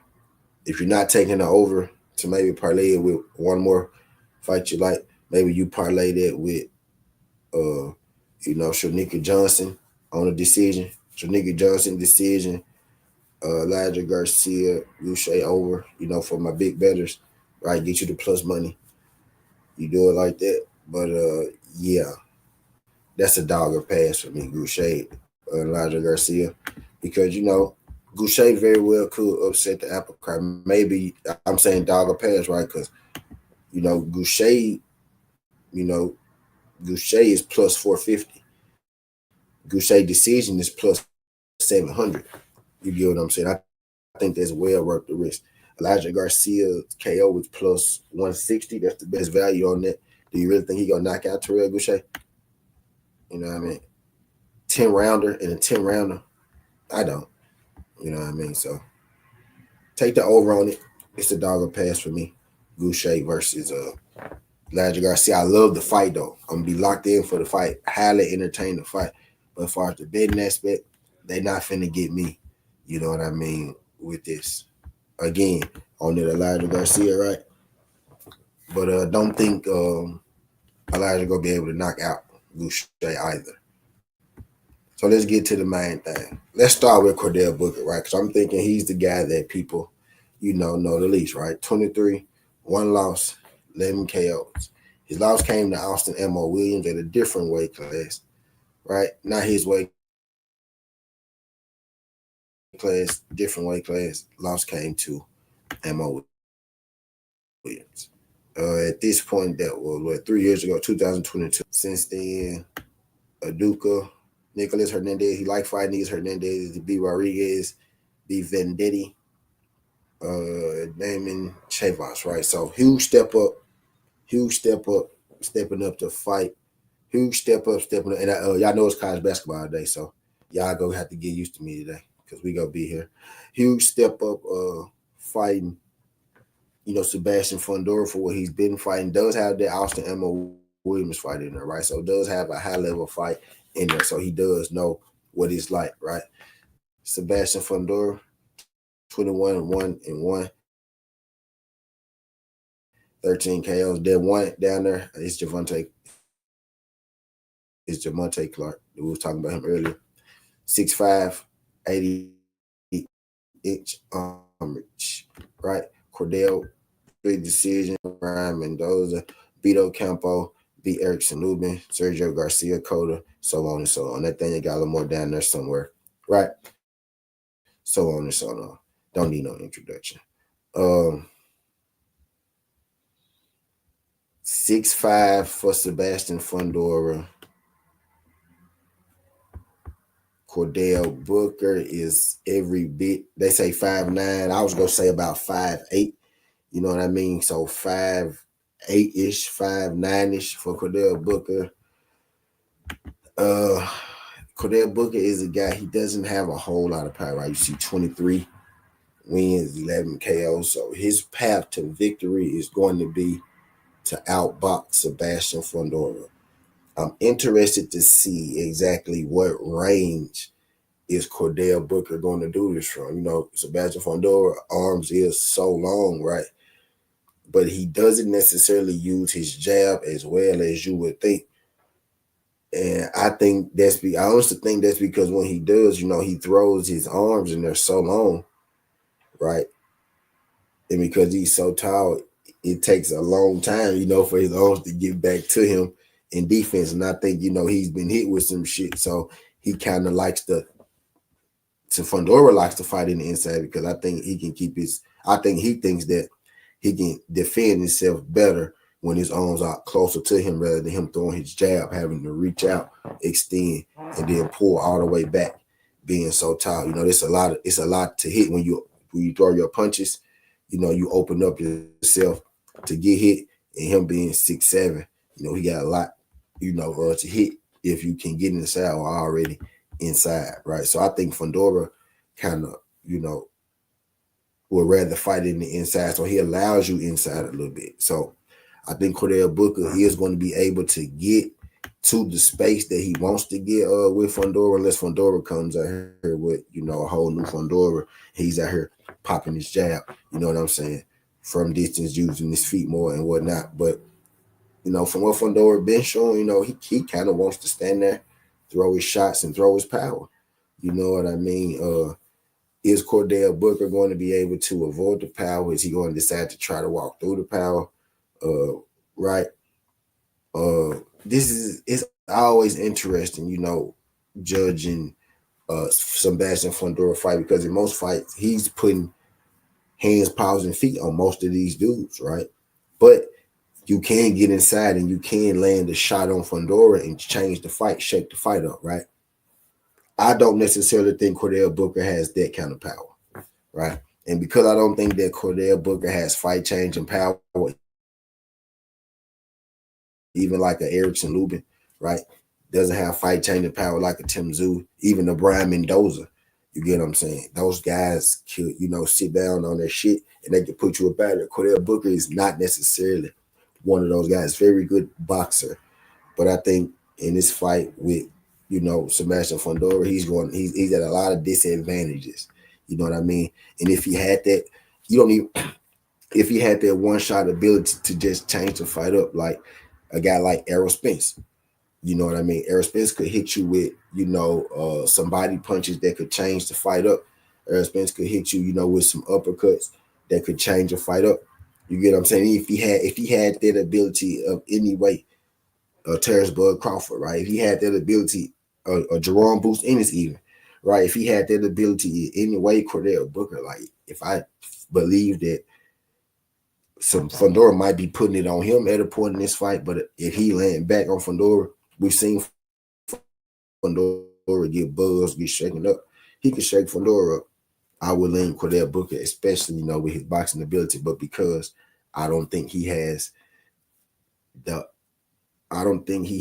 the size advantages, right? Height, reach advantages on him to use his boxing ability like he would need to. And I think when he get in close, he don't have the power to stop him or to hurt him or shake him up like those fighters that I just named, right? Even a little bit, like even Lubin, right? Lubin was getting beat up, but Lubin got enough power in his shit to where he could hit you one time and he could shake your shit up, which is what he did, right? Errol Spence the same way. You can be getting on Errol ass, he hit you with one of those body shots, hit your ass one of those uppercuts. You know what I mean? He can shake your shit up, hit you with enough of them. You know what I mean? Your ass one down. You get what I'm saying? Like a Terrence Bud Crawford. You know what I mean? Even if Fundora throwing his shit, I know Bud can catch him in between there. Boom. Hit his ass with some shit. Maybe not one, but something that's gonna shake him up to get that second one going. You know what I mean? Type deal. So I don't think Cordell Booker has that ability, even if he's getting beat up, to be able to come through with something to hurt Fundora like that. So I'm gonna take Fundora, man. I'm actually thinking that shit. Fundora is probably going to stop Cordell Booker, right? I'm thinking he's probably going to stop him, man. I think it's going to be later in the rounds, though. I don't think it's going to be early. There is a scenario where I see Cordell Booker getting through, you know what I mean, to the scorecards, right? But my first mind is telling me that Fundora is probably going to late round stop Cordell Booker over a work rate over the course of the fight. I think Cordell Booker is going to find it hard to be able to land on Sebastian. You know what I mean? So, man, I'm thinking, Fundora. I'm thinking Fundora, KO. Right? You know what I mean? Fundora's money line is like minus 14,000. Can't really do a whole lot with that. You know what I mean? Can't really do a whole lot with that. But I feel like if Fundora comes in here, man, and he does, I feel like at both their best, right? Even if Cordell Booker, comes in on this A game and Fundora comes in on his A game, Fundora will be able to beat him because I don't feel like, Cordell Booker has enough to be able to shake, enough to be able to shake up Fundora like he would need to really have a shot in this fight, to change the fight, right? If you got that shot or you got enough power to where you could hurt Fundora, you could change some shit up in the fight, you got a shot to beat Fundora, right?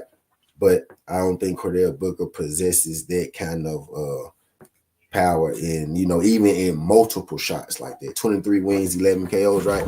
He's not the biggest, KO guy, not the biggest puncher, not even the biggest accumulation puncher, right?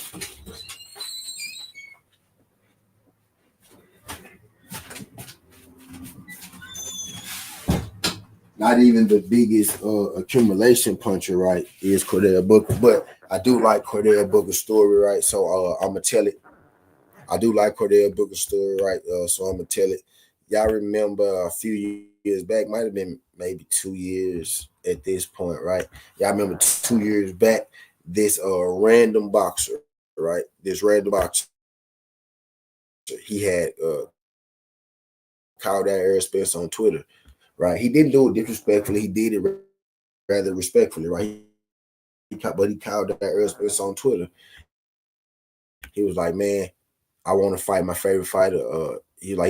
He been boxing, he been watching Earl, from the distance. He respect what we do. He said, "Man, I want to fight Errol Spence." And then people had start tagging Earl to get back in. It was like Booker, he got a good record. He only got one loss to Emma, right? And Errol said he's probably a hell of a fighter, right? But where I'm at in my career, I'm not going to fight him. You know what I mean? Basically saying that he's trying to make money fights, right? And then boom, they got back to Booker, and Booker said, "Well, okay." He said, "Okay, cool. I respect it, man. But shit. Can I come in the gym with you? Can I train with you? Right? Learn a little something, right?" And Errol was like, "I bet." On Twitter, right? Errol was like, "I bet, cool, bro. I'm gonna give you my info, right?" And then they ended up then like a week or so later, we ended up seeing a picture where both of them was in the gym, right? So Booker, has been training with Errol Spence. I don't know if it's been as of recently, right? But I do know back then they were together. They were together on social media for at least, his training camp with Terrence Bud Crawford for sure. You know what I mean? So he was in that training camp, you know what I mean, with Errol Spence, right? And ironically, Errol Spence was the guy that Sebastian Fundora was supposed to fight, right? Before he fought Booker. Booker asked to fight Errol Spence. And now all of a sudden, Booker is fighting Sebastian Fundora. So, as a guy who pays attention to what's going on, y'all can't tell me that Errol Spence didn't have something to do with Booker getting the biggest fight of his career, right? So, I like this Booker story. His only loss is the MO at a weight division. He's undefeated at his weight division, right? If he loses to Fundora, this will be his first loss officially at his weight division. So, I love the Booker story.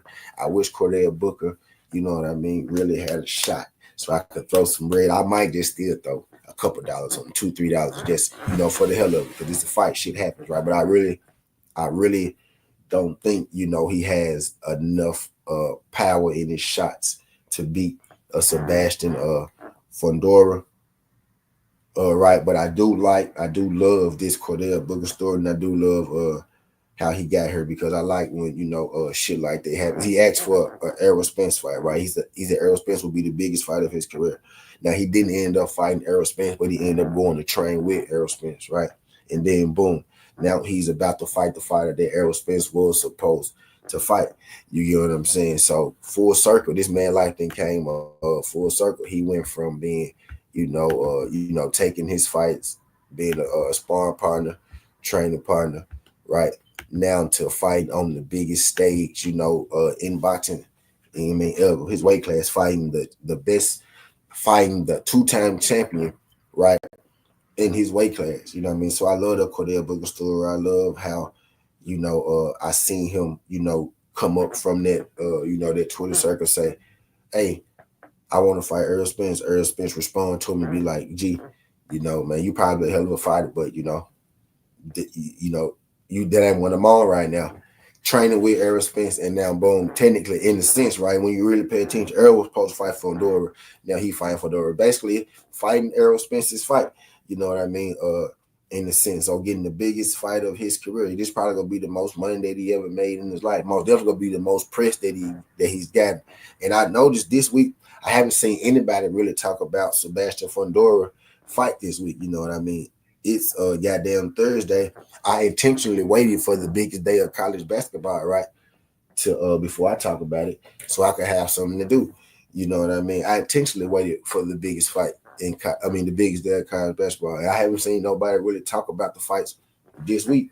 You know, everybody do, you know, the gossip news and whatnot, but about their real boxing, people probably forgot Fundora even fought this week.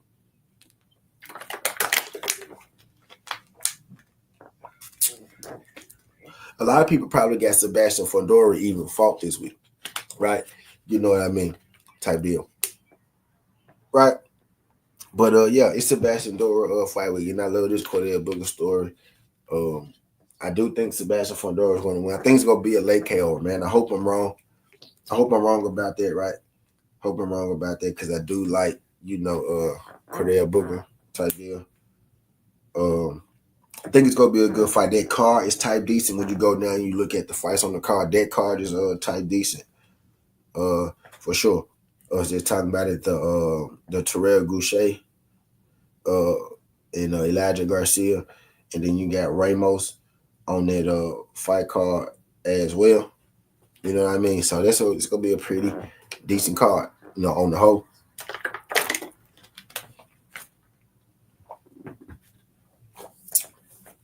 It's gonna be a pretty decent card, you know what I mean? On the whole. I think Fundora-Booker will do well for himself. Or you know what I mean? Well, I would say this. If Fundora-Booker, if he could not get overwhelmed early, right? If he could figure out how to weather that early storm, you know what I mean, from Fundora, I think he got a chance to do well. I really don't see him winning this fight though, right? The way you beat Fundora is, you know, catching them with something and shaking them up. I don't really see Fundora-Booker having, you know, the kind of pop, right? Or even the kind of accumulation to where, you know, he's going to really be able to damage Fundora, man. I would, the Fundora's KO is minus 200. What we getting ready to do now is we about to put this thing in a parlay. You know what I mean? We about to parlay it up. I'm about to give y'all the play of exactly what we gonna do. What I need y'all to do is, man, when y'all come in this thing, man, hit that thumbs up. Let YouTube know that we live. Let YouTube know that you fed through. Whether you said something or not, man, I still greatly appreciate you sliding through. We gonna leave Fundora. You know, we gonna leave Fundora up there, right? We gonna leave Fundora up there while we get this done. I'm gonna drop this from the other page. So let's go and get this done. Right.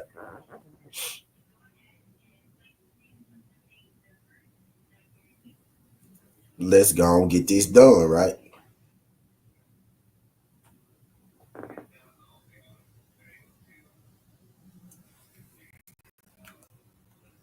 So let's go and get this done, right?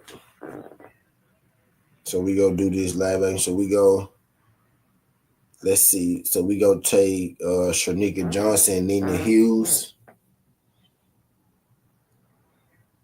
We go take Shanika Johnson money line because it's just, you know, it's worth the same, really. The points worth about the same.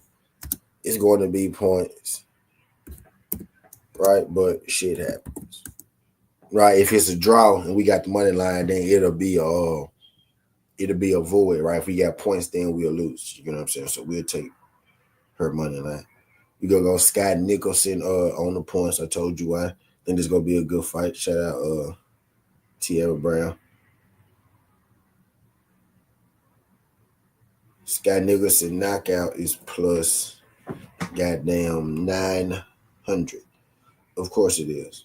There's only one scenario where I see Scott Nicholson knocking Tierra Brown down. If Tierra Brown get frustrated and she keep coming forward, you know, recklessly, which I don't see that.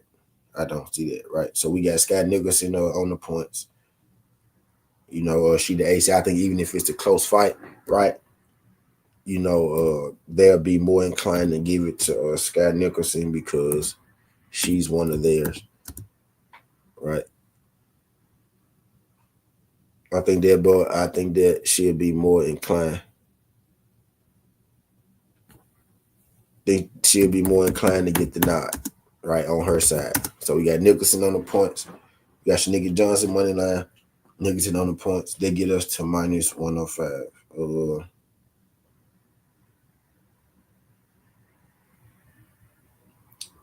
Hernandez and Losera. We're not gonna mess with that right now. We gonna wait till the methods come out on that, right? We gonna throw Martinez in there. What's the over and none of that? No, yeah. So we gonna throw Lester Martinez right on the money line, and I'm gonna put the timestamps at the end. I'm gonna do the rundown at the end of this. Y'all know how to do it. We gonna put Martinez on the money line. Actually, I'm gonna come back and do another video where I just drop the jumps that I want y'all to bet on. We gonna take Elijah Garcia and Terrell Goucher to go over 8.5. Right? Oh, yeah, it's gonna be a nice little bet right here.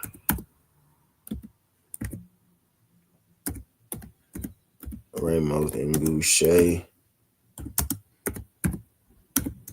over 8.5.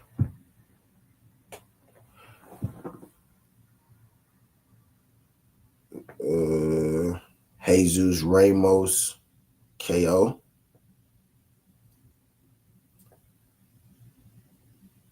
And Sebastian Fundora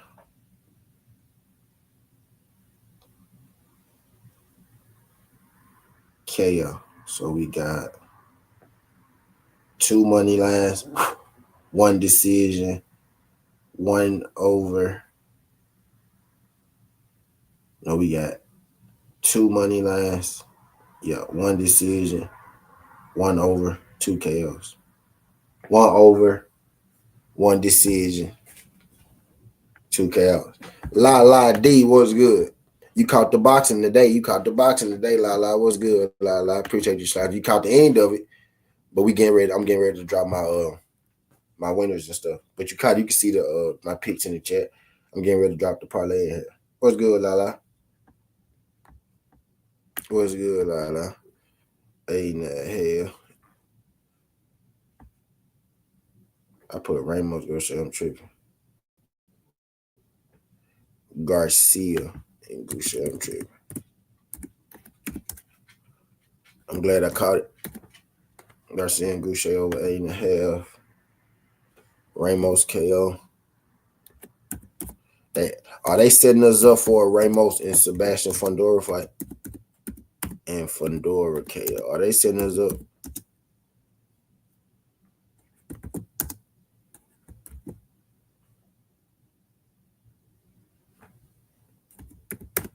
That'll get you the plus 578 right there.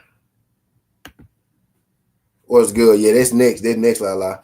The March Madness games come on at 11:15 today. After I do this stream, I'm coming right back, and we doing March Madness. Yeah, I must have forgot. Yeah, I'm locked and loaded. I had to get the boxing out the way. He said that's a good fight. Which one, Teddy?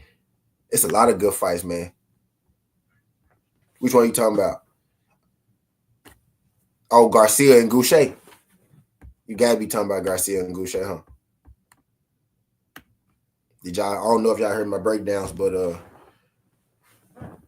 oh yeah. That's what I think this leading up to. That's what I'm thinking. At least that's what I'm hoping, right? That's what I'm hoping. Erickson Lubin about to fight in the title eliminator. And I'm thinking shit, Fundora and Ramos will be a title shot. That'll be for a title. You know what I mean? Yes, sir, Teddy. Man, I don't know if you heard what I said earlier, but I put over in there, because I'm on the safe route, but I'm most definitely thinking some shit like that.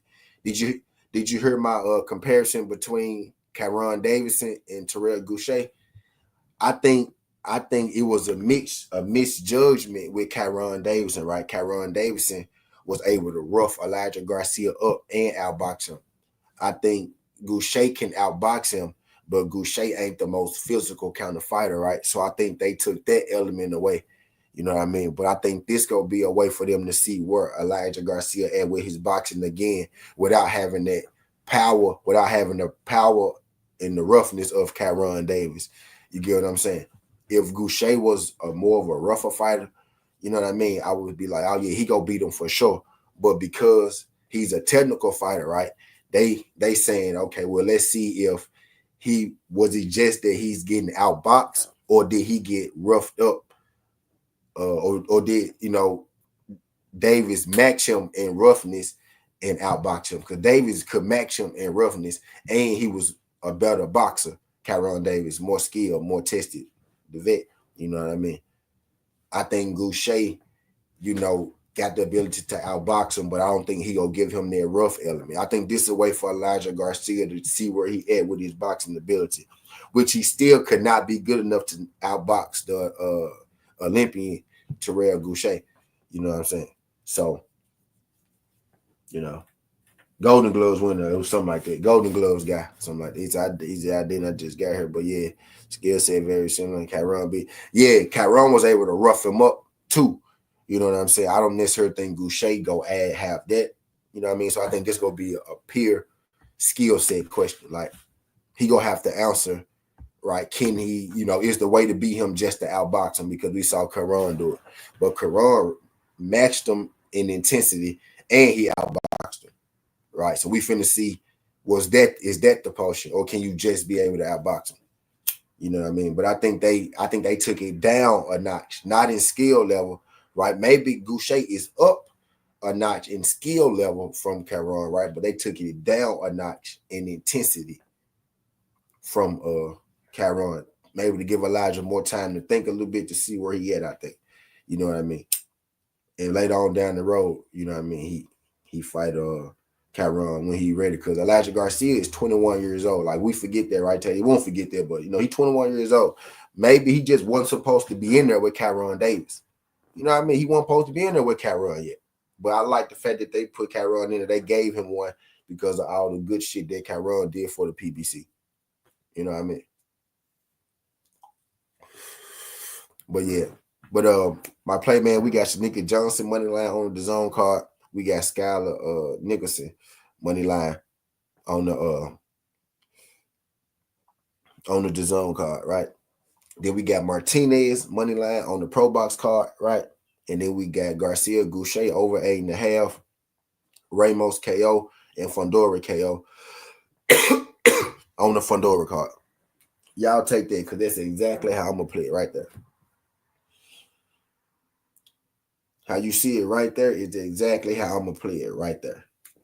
You know what I mean?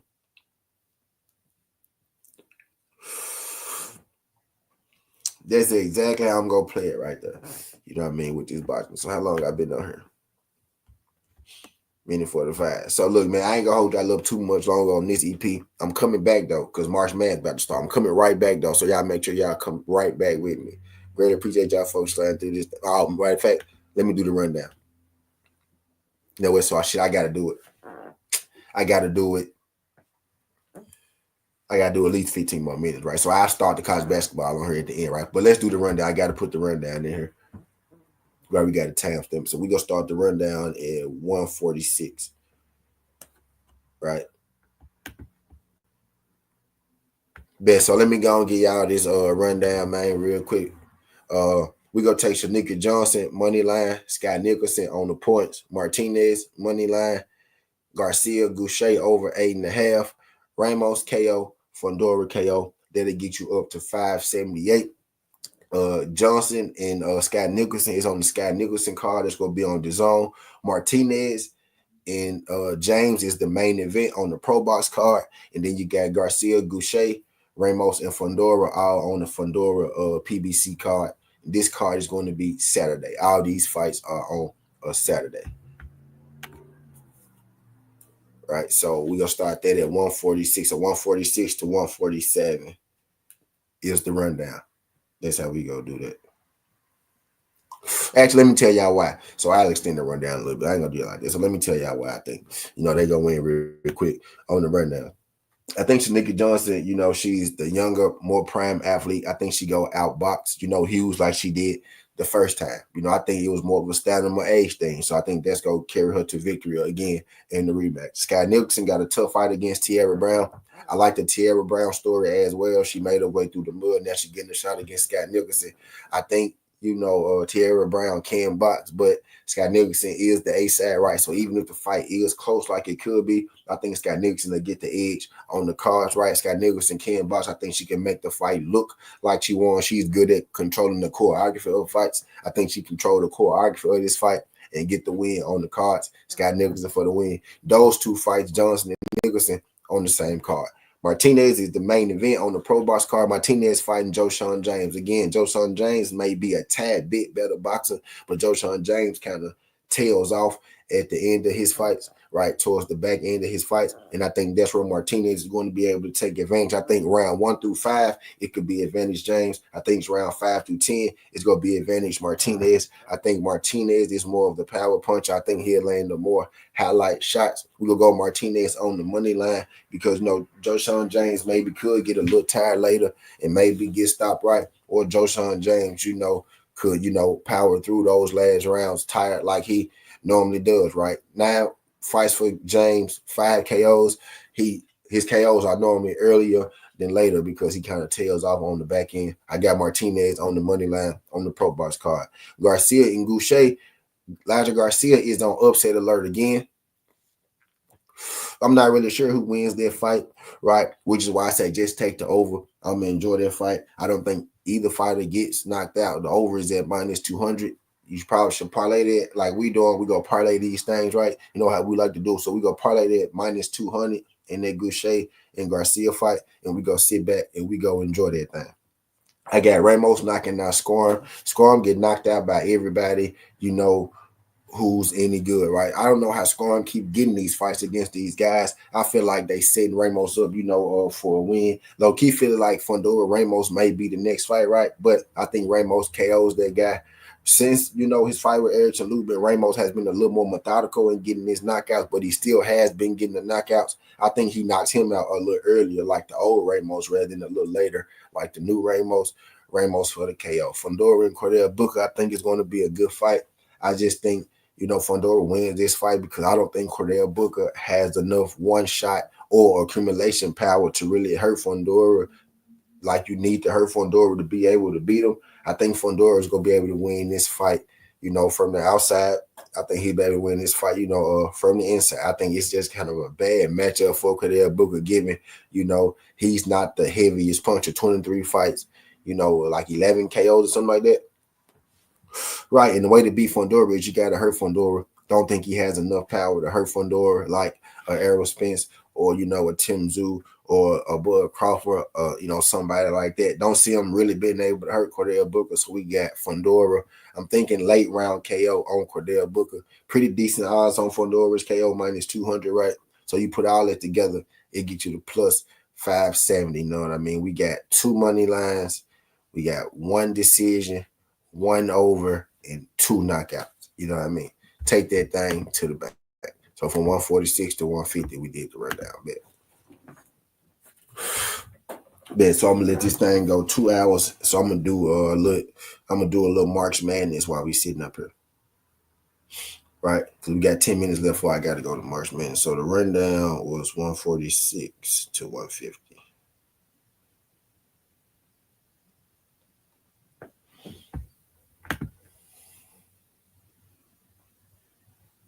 And that was 146. We go put it on the nose, right, to 150.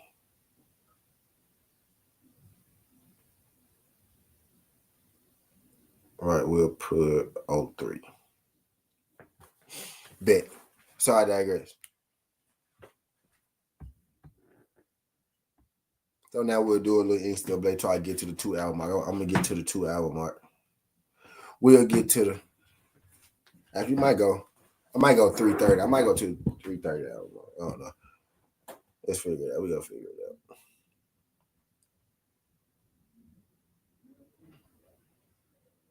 But yeah, let's see.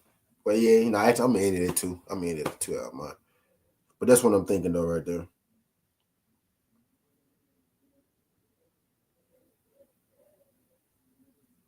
Guess what I'm thinking right there? I'm playing it. I'm actually playing now. I'm probably gonna add, my UFC fights and my bare-knuckle fights with that shit. But what you see up there, I'm gonna definitely go play it just like that. Y'all know me, I be going for the gusto. I got UFC and I got both bare-knuckles. Yoda, what's good? What's good, Lala? Lay it on me, Lala. Lay it on me, Lala.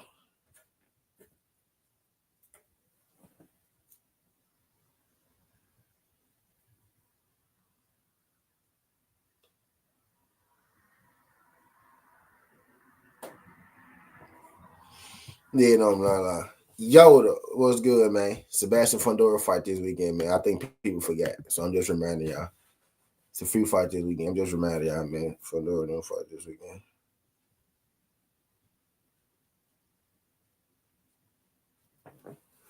Yeah, and I'm thinking we might get a Ramos and Fundora out of this, right? That's what I'm thinking, right? Erickson Lubin about to fight a title eliminator, right?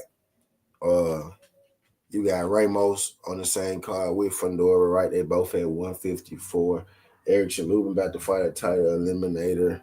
Shit, Ramos. This is gonna be Ramos' third fight since fighting Erickson Lubin, right? Erickson Lubin hasn't had a fight since beating Ramos, right? I said this a little earlier. Erickson Lubin has I'm waiting for Lala's story. Erickson Lubin hasn't had a fight since Ramos, right? But Ramos, this will be Ramos' third fight since Erickson Lubin. So why are they, how is Ramos getting more action than Erickson Lubin? And Erickson Lubin won the fight. But now I'm thinking, right? So, boom, they got him on this Fundora card. Fundora need a big fight too after this. Cordell Booker kind of like, a little step in. So I'm like, boom, who Ramos go fight next? And I look down the card, you got Sebastian Fundora. So, man, I'm pushing Sebastian Fundora versus Ramos because it makes sense. They're in the same weight class. You know what I mean? Ramos is ranked high. He only lost to Erickson Lubin, the guy that's about to fight for a title pretty soon. You know what I mean? He's on the 3-fight win streak since his last loss. It's all decided about they got $9 man. They got me like, what he got free and 3 balls. I wasn't them balls. I'm on the wrist. But hey, there you go, Lala. Lala, drop your TikTok in the chat. Drop your TikTok in the chat, shit. Go and drop them so they can follow you on TikTok. Y'all follow Lala D on TikTok. He's a guy by the hair. Lubin signed a big deal with Pro Box. I like that if he did. He got to fight. Hey, somebody believing in him. You know what I'm saying? That's probably why he finally getting his title shot. So Erickson Lubin didn't even get his title shot with PBC. PBC probably was never going to give him a title shot. So Pro Box is basically just investing into Erickson Lubin. Shout out Erickson Lubin because now Erickson Lubin gonna get his motherfucking just due like he's supposed to. And I heard some shit like that too, God body. You know what I mean? So I ain't make no video on it, but I heard some shit like that too. You know what I mean? So Pro Box really doing that thing with Erickson Lubin like that. I'm with that shit. Because he finally go get his goddamn just do. Erickson Lubin supposed to have another title shot a long time ago. They let you know that they never probably really had an intent on giving him a title shot. Because I'd have had Ramos been more active than Pro Box. I mean, than Erickson Lubin. But the fact that Erickson Lubin on Pro Box, the fact that Pro Box won the purse bid, that's lit. The fact that Erickson Lubin, went to Pro. See, I was hearing that, he signed to them officially. I know that they won the purse bid. I was hearing that he signed to them officially, though, right? You know what I mean? But the winner of that fight, get an automatic title shot next. So I hope he signed with Pro Box because that means he'll get a first shot. You know what I mean? But yeah, I know they won the purse bid, which is lit for them. And Pro Box getting their money now, they coming on up. That's where that Martinez fight gonna be. Martinez versus James. The Martinez money line. That's the main event on that jump. Both those guys are Pro Box fighters. Y'all know that dude anyway getting ready to fight Cardina? Nope, Lala. No, Lubin ain't that old, is what I'm saying. Now, Lubin started real early. People forget, Lubin fought Charlo. Lubin fought Charlo at 21 years old. You know what I mean? He was like 21 years old when he fought Charlo. He was just a kid. He was just a baby when he got in that ring with Charlo, right? So, that was a long time ago. Like, that was what? 8 years ago, almost 10 years ago at this point. But he was 21 years old. So Lubin got a whole nother career to go. You get what I'm saying? Luba got another title run in him. He got a title run in him. You know what I mean? He about to get it. Lubin about to have his title run. Now who? Lubin about to have his title run. He probably gonna have to fight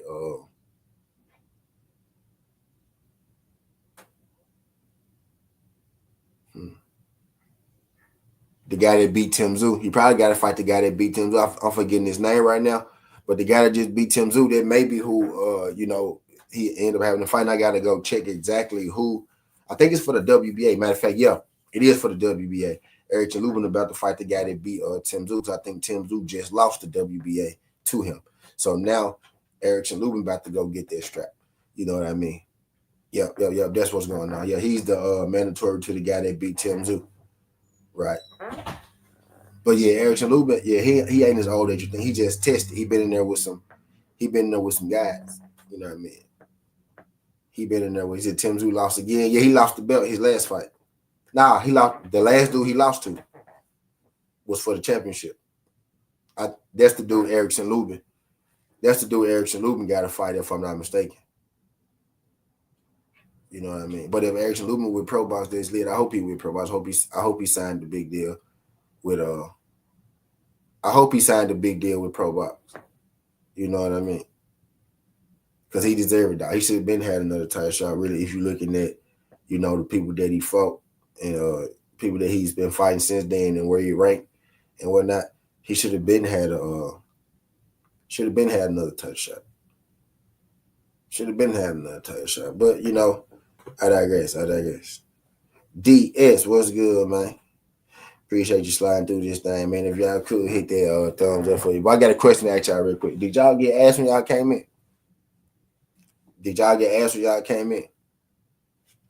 Trying to see is them things working. He said, yeah, the winner becomes mandatory challenge to the IBO title. Yeah, background Martinez. Yeah, facts. Yep, so Lubin about to get him another shot anyway. It's like Lubin always got to fight the monster too. He always got to fight the monster. Had to fight Jermell Charlo right when he was beasted, right?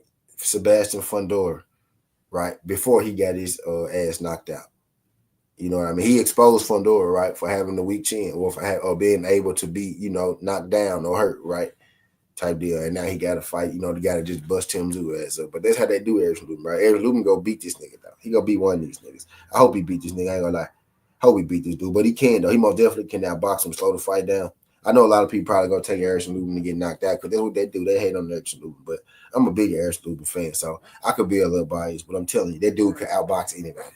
If you go in there, thinking you finna outbox him, or you gonna have to try to rough him up. You gonna have to outbully him because you give him any time to think, he gonna fuck you up.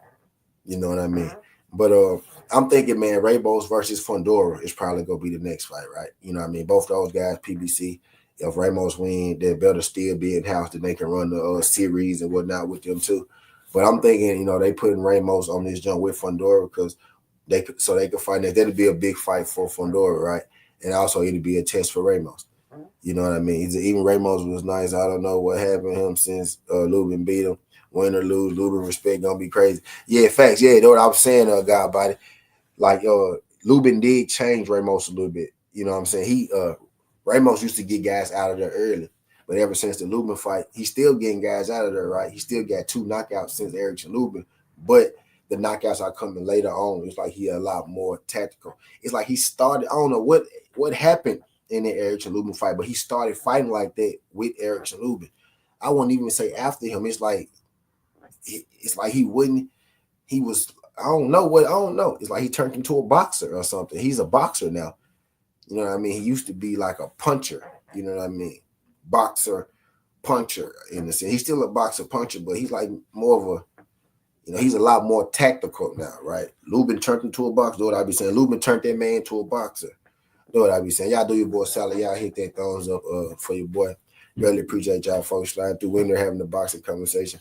I done ran through the fight cards. I don't know. We've been on here for about 2 hours. I done ran through the fight cards and whatnot. These my final picks. My favorite 6 out of the fights that I ran through. Right. So if you want to know who I think go win them in per se, you can ask them. But I only got one over in there. Right. So all the other ones you got who I think go win. We just shooting shit, having a boxing conversation. fucking NCAA tournament, start at 11. So what y'all finna make me do is start doing my bets right now on this thing. But we still talking about. So I'm gonna drop the link for if anybody want to come through this thing. I don't know if y'all want to come kick it or whatnot. Y'all want to come? Oh, I got another way. We'll go another 30 at this point. All right, we'll go another 30 type deal. But yeah, man, it's pretty good boxing this weekend. Won't have no major fight, but when you look at the fights as a whole, like when you add all of the fights up together, because we boxing fans, right? We boxing fans, so what we do, right? I don't just care about one promotion. I care about good fights. I don't give a fuck what promotion is on. I'm waiting for TKO to come on this thing. You know what I mean? And Edward Berlanga is a free agent now. Speaking of TKO, just some random shit. I think Edward Berlanga should probably go sign to TKO, right? I mean, Edward Berlanga was on Top Rank, then he was on the zone. Now he a free agent again. I say, go and take your ass over there to TKO, right, and try to be one of their first big signings, get some backings from them. He said, so Fundora going to bust up Booker. How many rounds is it? I'm thinking DS. I'm thinking it's going to be a later round stoppage. I'm thinking maybe Fundora rounds 7 through 12, maybe. You know what I mean? I'm thinking it's a later. Maybe Fundora 7 through 12. Fundora knockout is minus 200. If you want to get even better odds than that, I say take Fundora 7 through 12. I'm pretty sure that's plus money. Let's see what Fundora 7 through 12 is. I'm thinking it'll be a later KO rather than an earlier KO. But let me let you know what it is while we see her. Since you asked the question, shout out my brother DS. Again, man, if y'all got questions, y'all ask them things. Feel free to ask them. That's what I'm here for right now. That's what I'm here for. This the fight video. This the fight weekend video. We here talking fights. I be doing basketball and shit. I be doing football. I be doing baseball. I be doing a lot of baseball. Right? You know what I mean? This is the fight video. And I noticed I noticed not a lot of people even talking about this fight. Like I was looking around YouTube, like, do people even know Fundora fighting? You know what I mean, this weekend? But let's see, DS. Fundora 7 through 12 is plus 140. Right? So plus 140. Pretty decent, right? His 1 through 6 is plus 275. So the value is really with 1 through 6, right? Right. So maybe you sprinkle a little bit on 1 through 6 and you sprinkle a little bit on, you parlay 7 through 12, right? See the parlay I got on the screen, I got Fundora KO. Maybe you play a single with 1 through 6 on his own because it's plus 275. And then you put 7 through 12 maybe in this parlay. But I'm going to just take Fundora KO in the parlay. You know what I mean? He said there's actually some good scraps below. Yeah, it really is. You know what I'm saying? Some good little scraps. When you add it as a whole. The Fundora card got 3 pretty good fights, right? You got his fight. You got Ramos' fight. We interested to see what Ramos look like. Really, with Ramos' fight, it's what he go do next. You better knock this guy out.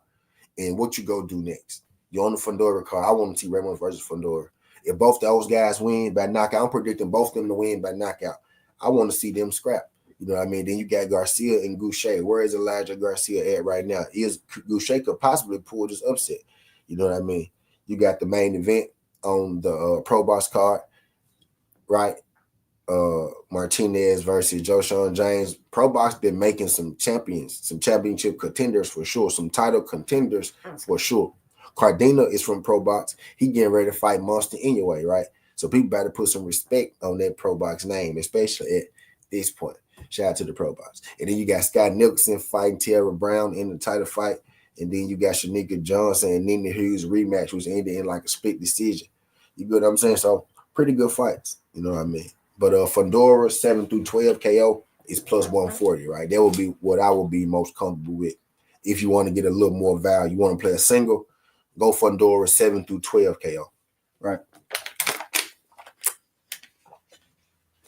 See, that's a little tad bit that's not going to be in the breakdown and whatnot because DS asked that after the video.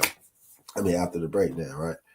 But, yeah, if you want to go a little more value, you can take Fundora 7 through 12 because I think it'll be a later than earlier fight. I think it'll be a later situation than the earlier situation, right? But I digress.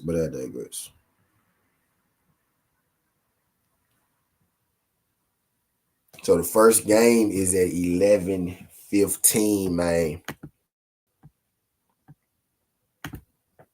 The first game is 11-15, so we got to get to it, man.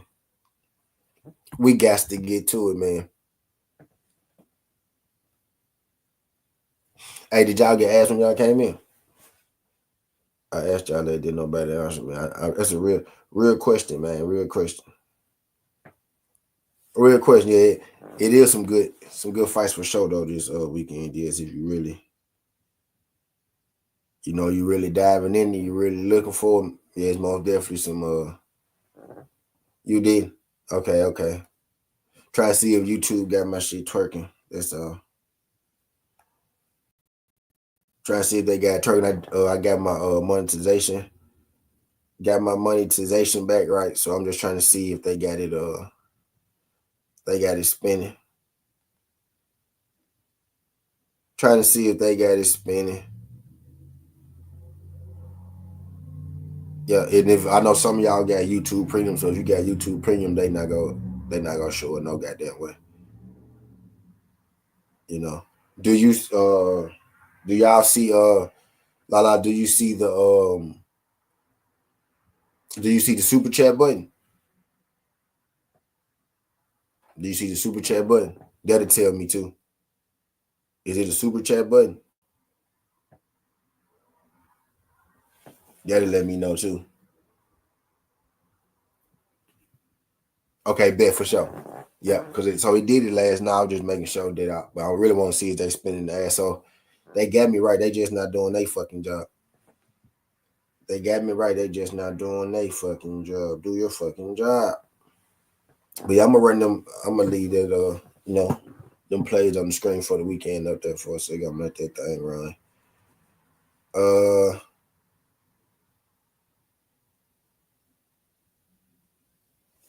I let it go to 2:15.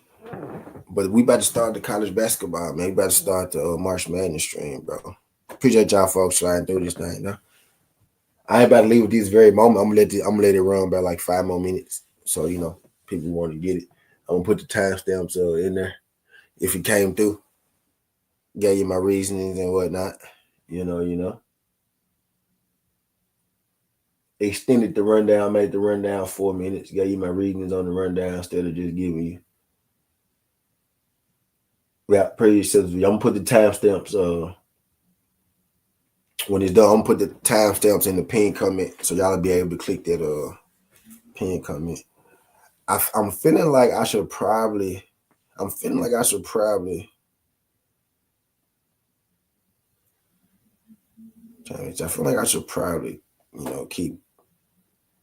should probably run this a little longer. That's what I'm feeling like. What y'all think? I'm definitely about to start putting in my NCAA plays though. I ain't gonna lie to you. We got Louisville versus Creighton. I'm thinking Louisville, the money is about even. 75% of the money is on the over at 145.5. I do like that over. They got it minus 105. They don't think somebody go do it. But I'm thinking Louisville. I looked at the rosters and shit earlier.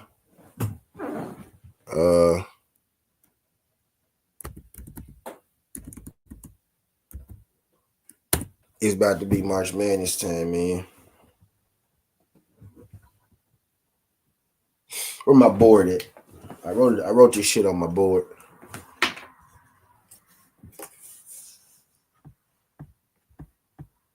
I wrote this shit on my board, y'all. And take a G pad. There's somebody that gotta do it.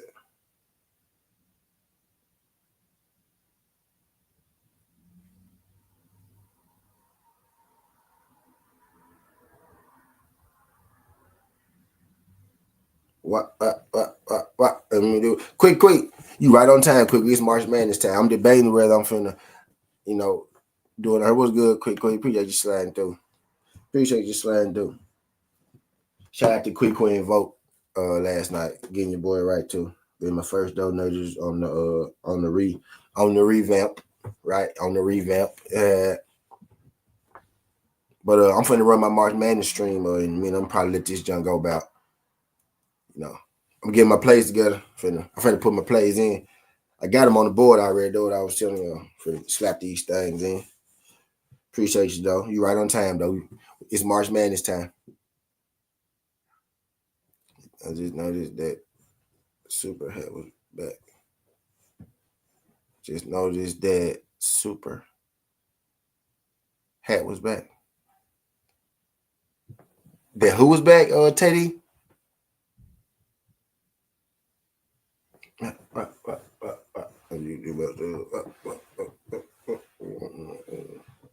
Yeah, who's back, Teddy? But yeah.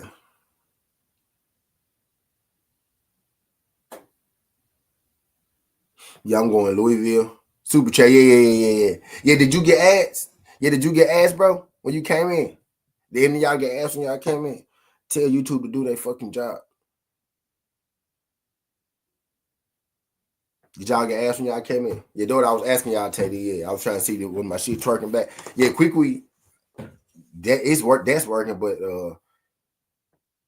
they got to do their joints.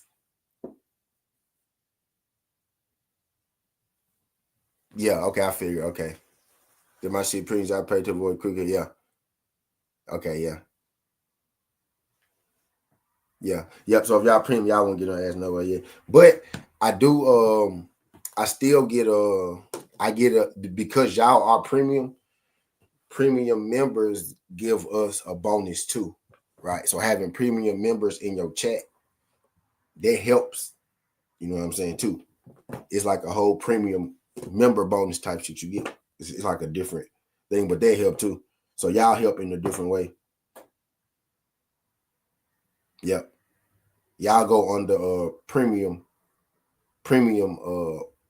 money, not ad money.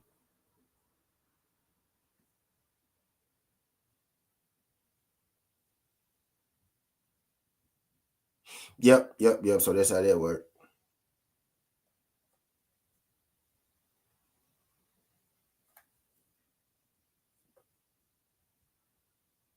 Yep, that's how that works.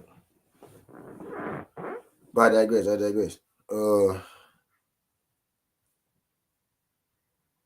thinking Louisville go blast Creighton. I'm gonna go.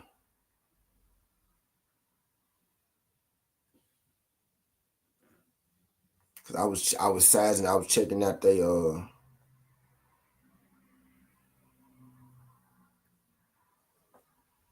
rosters and shit earlier.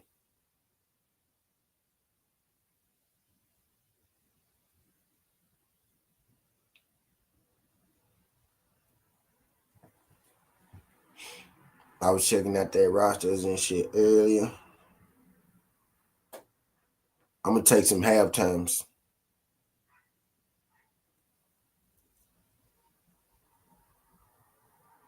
I'm gonna take some halftime. So Louisville play Creighton. They play Creighton quickly. Louisville Creighton.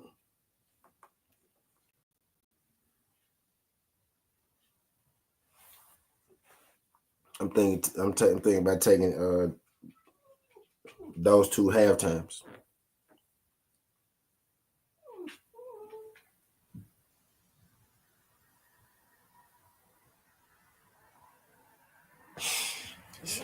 Yep, Creighton. Yep, they play Creighton.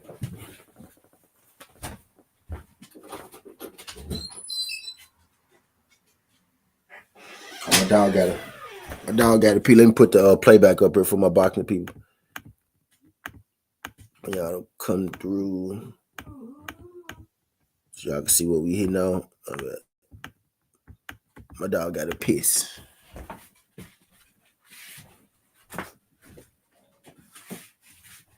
A piss in that.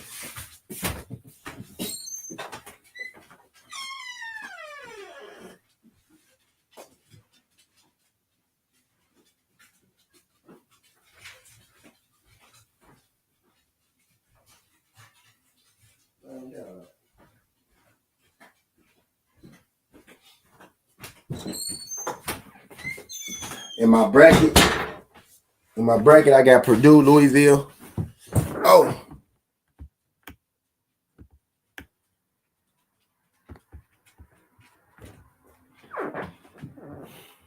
In my bracket, I got Purdue, Louisville, Wisconsin, Houston, Auburn, Clemson, BYU, Gonzaga, Tennessee, Arkansas, Texas A&M, Missouri, UCLA, St. John's, Michigan, and Texas A&M. That's what I got today in my bracket.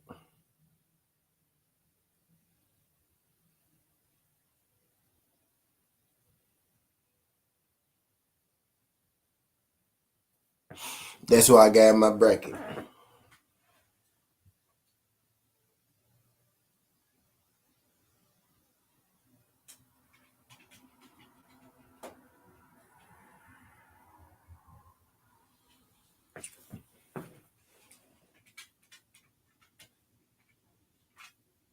I think when I looked at it earlier, Louisville had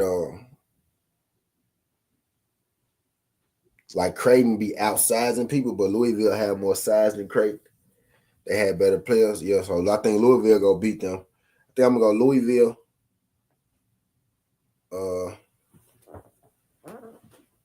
gonna go Louisville halftime. I think Louisville gonna win outright. But I'm gonna go Louisville halftime.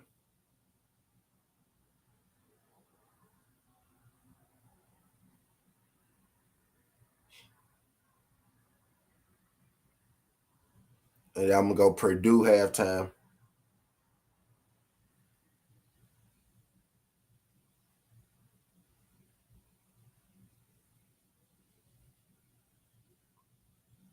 I'm gonna go Houston. Ooh, Houston halftime. Man, shit.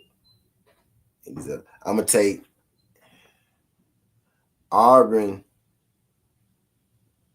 to cover that 20 at halftime on Alabama State.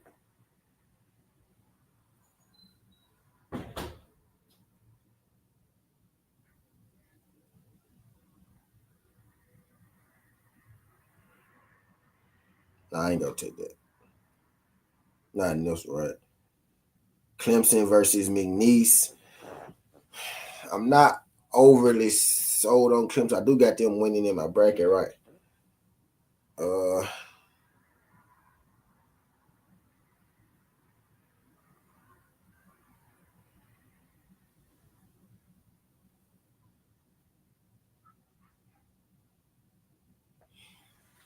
don't know. Got Clemson in. I don't know if I want to bet on. I think Clemson gonna win, but I don't know if I want to play that. Let's go Clemson money line. Let's go Clemson on the money line. We ain't gonna take Clemson. Let's go Clemson money line. I don't really like Clemson. I ain't gonna say they overrated, but I don't know. I don't think McNeese should beat them either, though. Right? They should beat McNeese. If they lose to McNeese, I would be surprised. Right? So they just throw them in there on the line. VCU and BYU.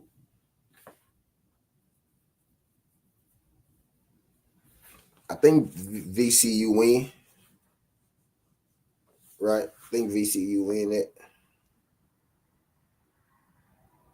But I don't know if I want to play it in the parlay, right? We gonna play Clemson money line though. And then we got Gonzaga money line.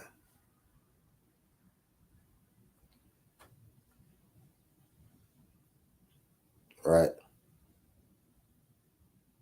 And we got Arkansas.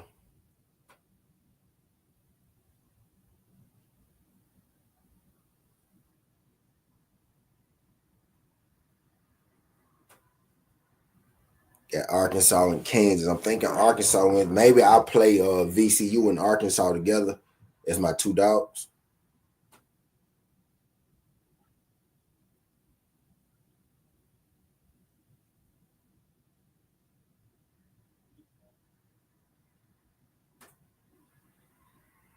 Uh, 48% of the money is on Arkansas, 52 on Kansas, 77% is on Arkansas with the 5, 68% is on the over.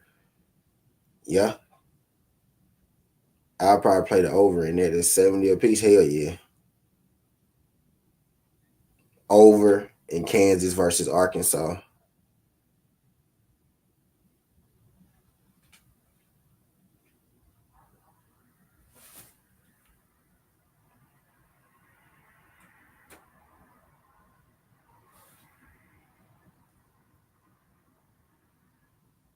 You know, Texas A&M.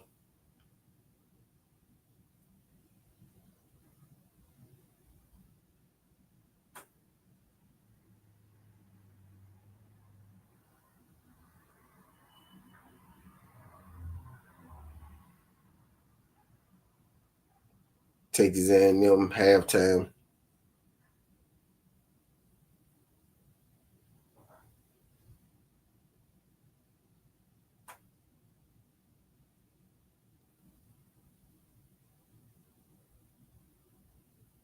Missouri money line over Drake.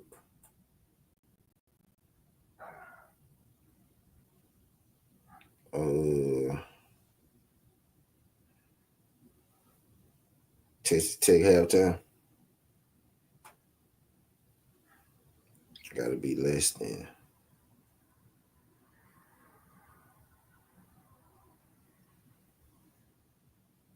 Michigan, UC San Diego. What's good, dear? Probably gonna rock with that 7.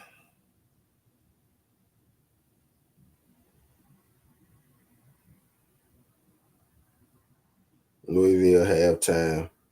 Purdue halftime. Clemson.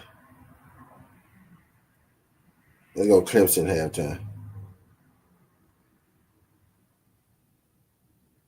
Let's go Clemson halftime too. We gonna get in there. We gonna get out of there. On those teams, on those blue bloods playing those smaller schools, bro, they should get them. Gonzaga in Georgia. Some telling me that's a little dangerous. Gonzaga should beat them over the long haul, though.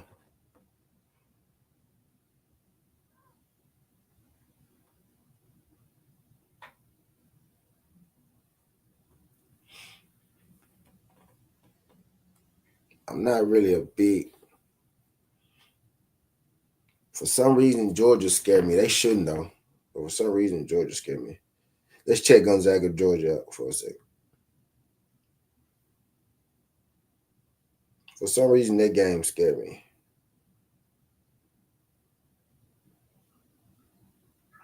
It's because Georgia in the SEC.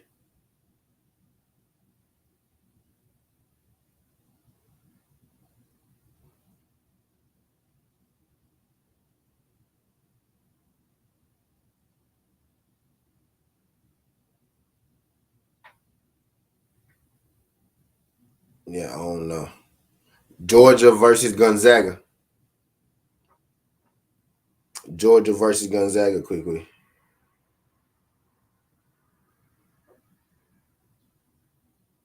Georgia beat some good teams over the course of the year. I got Gonzaga in my bracket.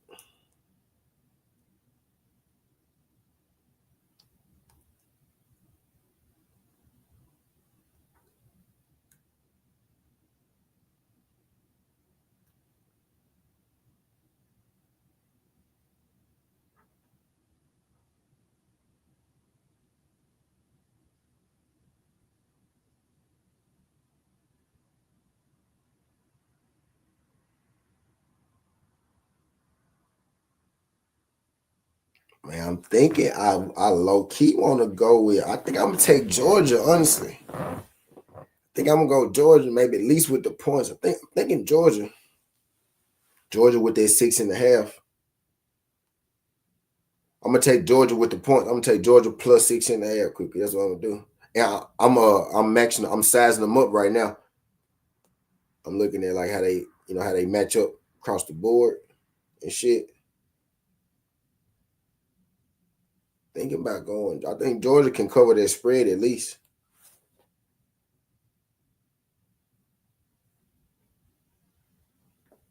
I think they'll at least be able to cover that spread. 6.5, I kind of like that.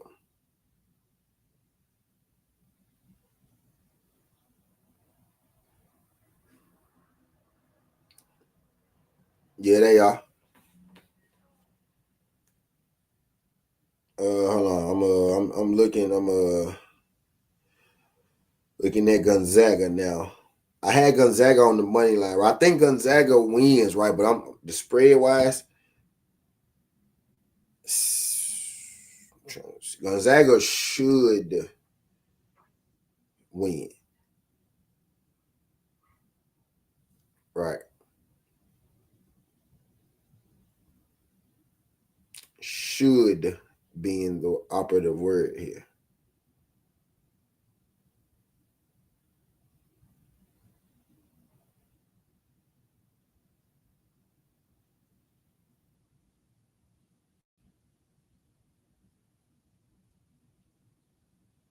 I think I might take Georgia with them points, though.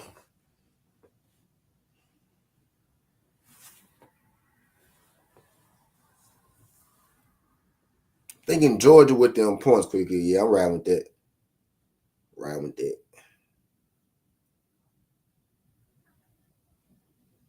Got Louisville first half. Purdue first half. Arkansas, Kansas over 145.5. A&M first half. Missouri over Drake. Clemson first half. Georgia plus 6.5. I did too, Lala. I did too. I ain't put it in my bet, but in my bracket, I picked VCU over BYU. Yep. Tennessee is playing Warford. They go win. It ain't really much to do with that though.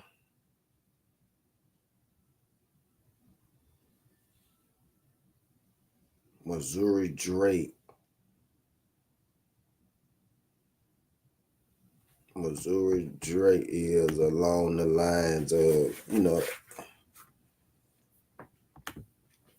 I think the rest of them, the other 6, Kansas, Arkansas over. Kansas, Arkansas over. Georgia plus 6. Louisville, Purdue, A&M, Clemson first half. Louisville, Purdue, A&M, Clemson first half. Georgia plus 6.5. Arkansas, Kansas over 145.5. That sounds like a hit right there. It ain't shit too crazy. That sounds like a hit right there. It ain't nothing too crazy. Louisville, Creighton, first half. And I'm when I matched up Louisville, Creighton thing is, they got that 7 foot in the inside. Louisville got plenty big motherfuckers down there. I think they might end up running off on Creighton. That's why I got them in the first half so we can get in there and get up out of there. I think they go jump on them, actually. I think they go jump on Creighton early, for sure. I think they go win outright.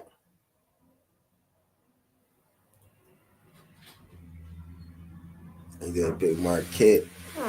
Yeah, I picked Marquette too. I got Marquette losing to. Forgot who I got Marquette to, but I picked Marquette to win their first game, I think.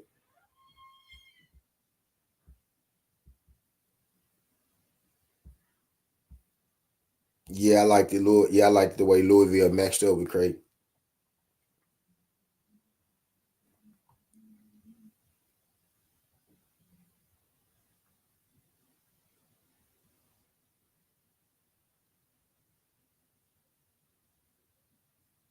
And then I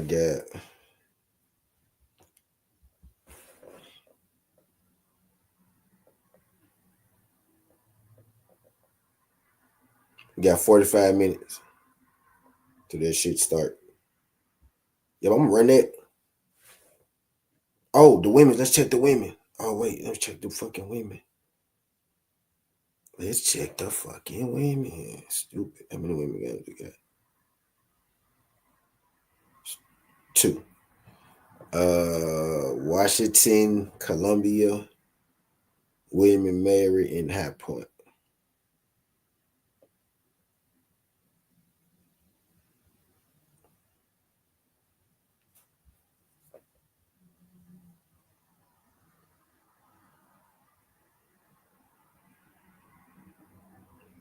All right, let's see.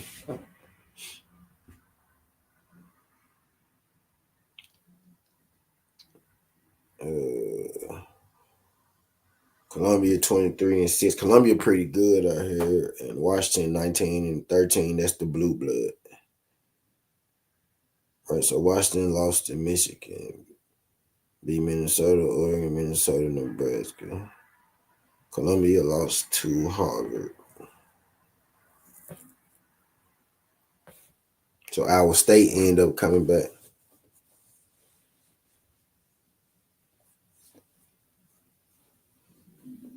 I picked Houston over Tennessee. Good guess. I mean, you can't go wrong with Houston, but that Tennessee Houston game gonna be a doozy. It is. I ain't gonna lie. It's gonna be really on that game. It's gonna depend on how Tennessee look. But in my pre bracket,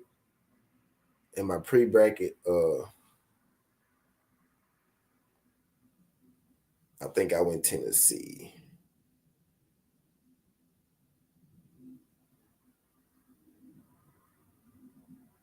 But it's really gonna depend on how Tennessee look, though. Right? Either one of those teams could win, though. I ain't mad at nobody for picking Houston. Houston got hella defense. Houston actually might probably go win, actually, right? No, actually, my pre-bracket I picked Houston. I had Tennessee, but then I ended up going with Houston in that. So I did pick Houston in it.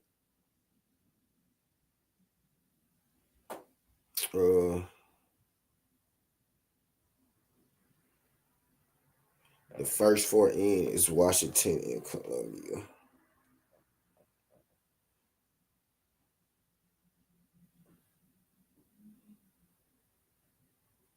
It'll be at Chapel Hill.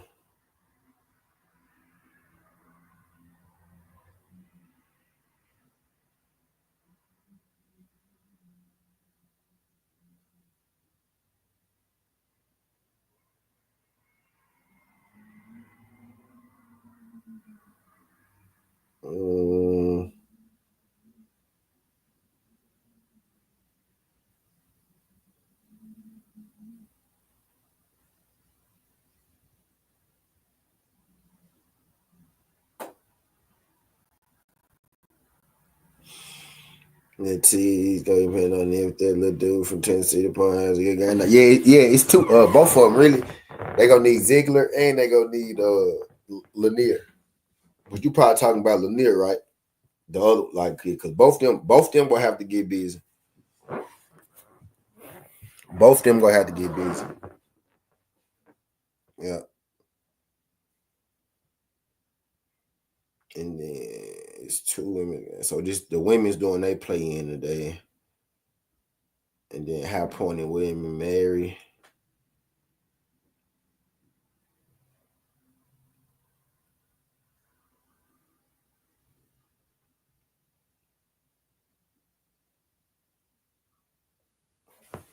You talking about Ziegler? Yeah, you talking about the best one? Yeah, you talking about the best one? See, he be getting busy, right? I think it's gonna come down. Is Lanier gonna match him? Yeah, you talking about Ziegler? Lanier gonna have to match him. You know what I'm saying? The other guard. It's 2 of them. They both got long hair too. They both got. But I know the one you talking. You talking about Ziegler, the light skinned dude. Yeah, I know you talking about.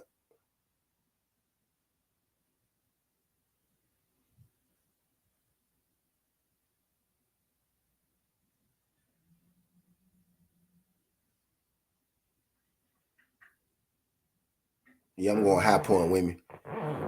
Yeah, I'm going high point women. I'm gonna go high point women. I'm gonna take them to win. I'm gonna take high point women to win outright. Yep, that's what I'm doing. I'm going Louisville, Purdue, Arkansas, Kansas over 144 and a half. Texas A&M first half, Clemson first half. I got Georgia 6. Let's see if I take Georgia 6.5 off.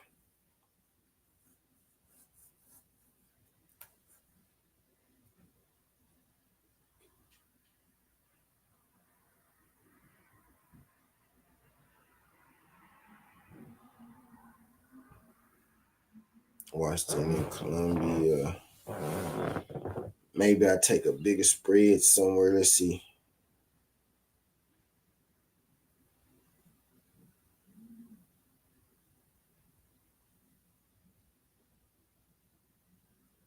That's it right there. That's really it. I'm making it. I'm making this really it. Like no risk or this pretty much the joint I feel most comfortable with.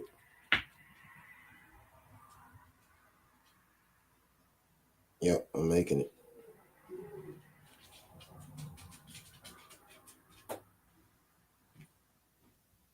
And then I go back and add again.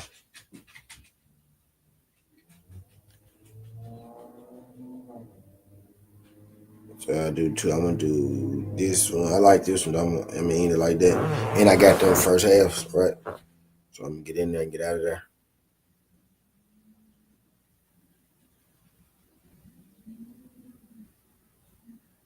So high point women. It's the last game. So I got 2 games at 11.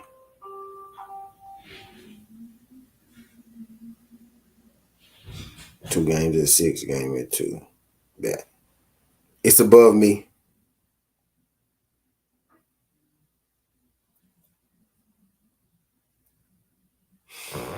It's above me.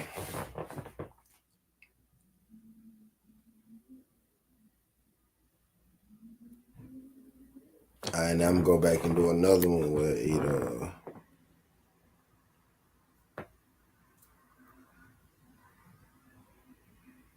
it starts sooner.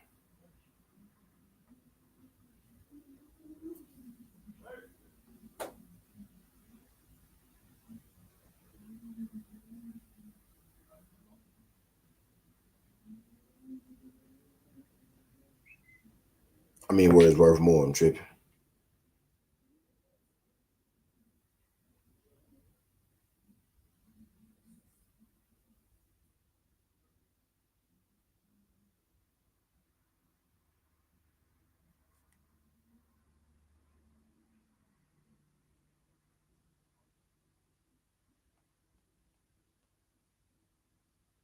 Yep, so that's how I'm gonna do that.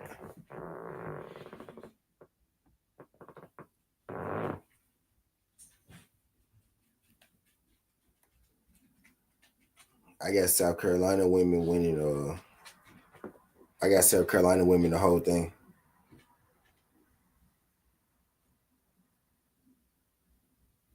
Yeah, so let's see how those first halves go in 30 minutes.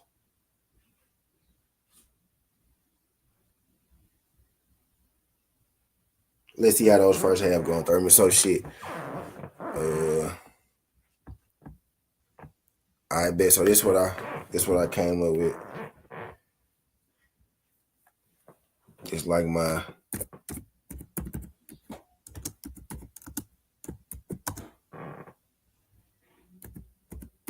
I took them halftime. Get a little more value. So we cutting the games in half. We cutting the games in half on this one.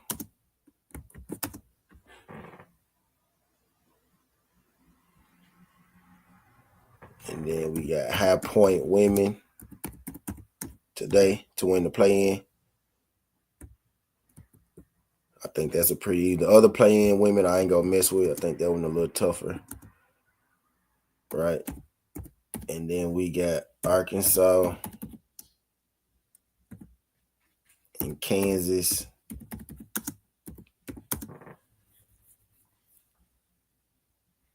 Over 144. So it's like 73. It's 73 to 72. You know what I mean?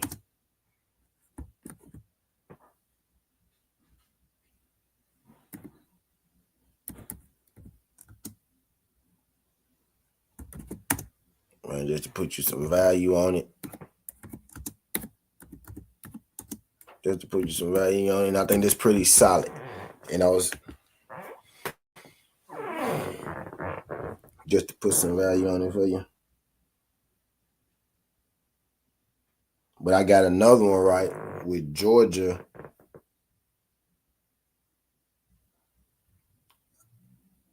I got another one the same way with Georgia +6. And it's worth more than that one.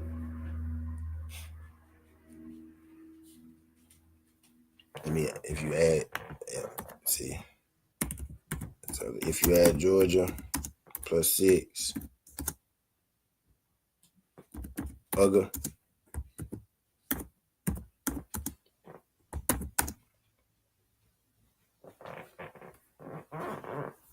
now if you add UGA with the 6,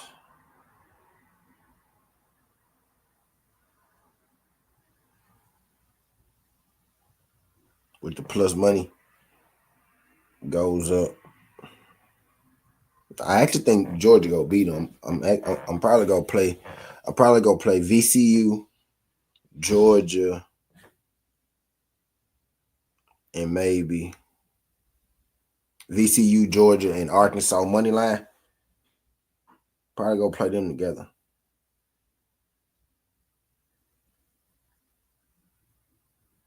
All right, but if you add Georgia right, plus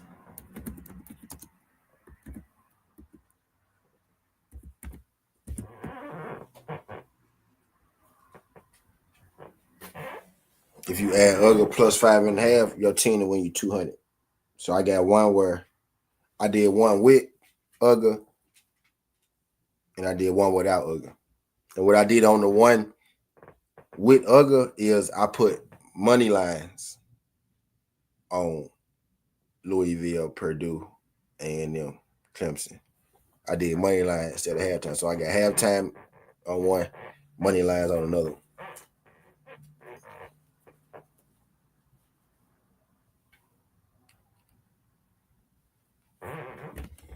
But yeah, that's how I'm gonna get it. I'm gonna see how that go. And that shit starting pretty soon. Right. So I guess I'm gonna be up here. I'm gonna stay up here until it start. And then when it start, I shut down, eat me some lunch, and then I'll be back probably about an hour after that. Or yeah, I'll be back out after that.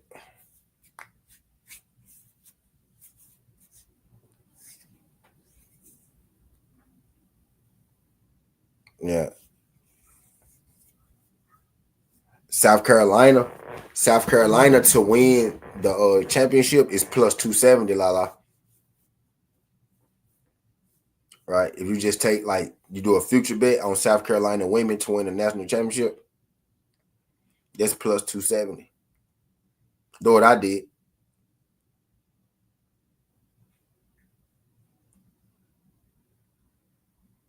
Yep, do what I did.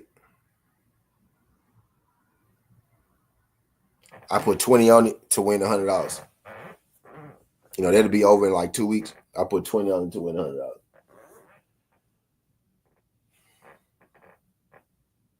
Actually, I put 20 on to win $170.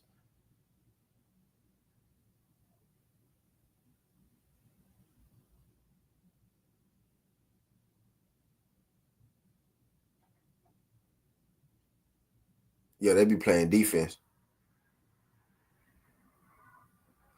Yep, it's +270. Yeah, I took them. I think the only man, I think shit, who ain't too many teams gonna beat them. Maybe LSU get hot.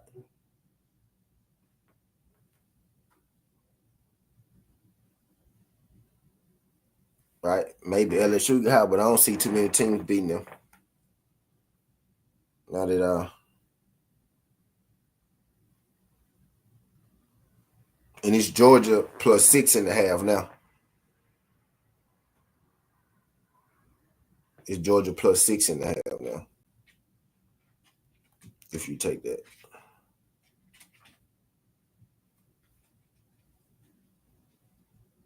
But yeah, I'm on standby, man. I'm gonna let this junk go 12 more minutes till we get 3 hours.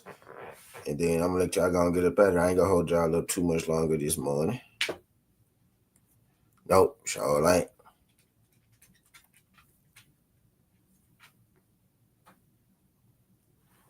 I'm gonna let this junk go by 12 more minutes though. They get it.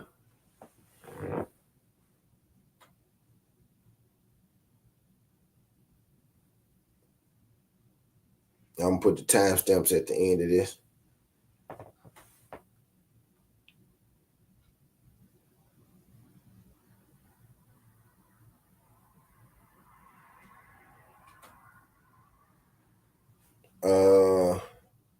Yeah, right now, cause they hurt. Yeah, they hurt right now. Yeah, I got South Carolina women taking that jump to the crib.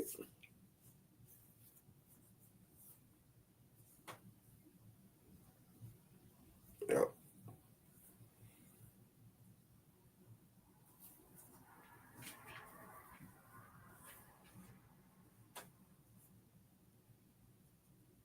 Yeah, I got South Carolina women taking that jump to the crib.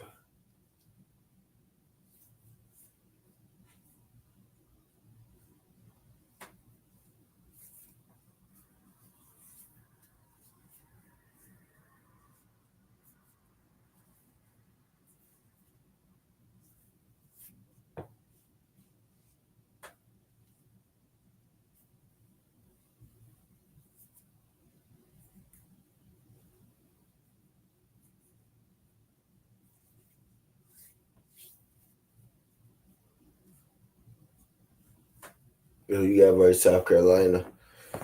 I ain't gonna lie, Lala. I haven't looked at it. I ain't did a bracket for the women, but I know once I saw that South Carolina plus 270, I jumped all over that. I don't really know who I got them playing in the ship. I gotta look right. I gotta look at it extensively, but I most definitely got them when I did them to win on there. I did that bet by itself. I did that bet by itself.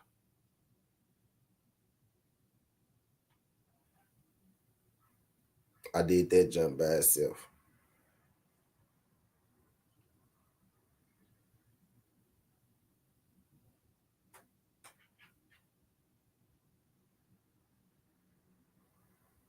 Maybe USC.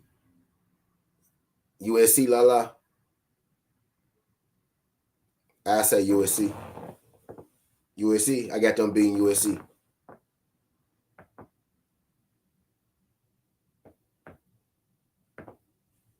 USC Lala. USC Lala. USC versus SC. USC versus USC.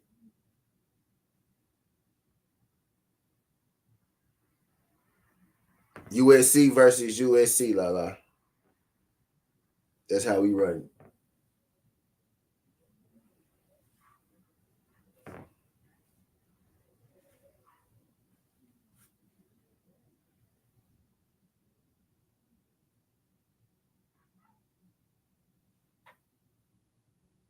Ripping gang. No, they can't get that.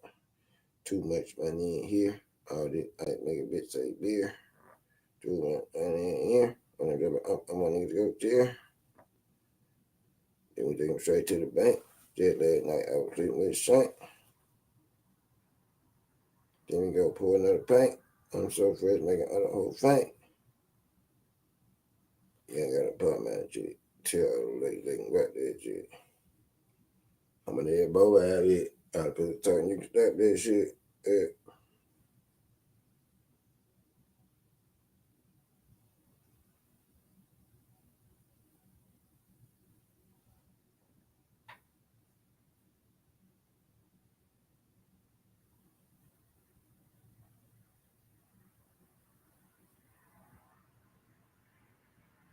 Let me send Shay Girl the ticket.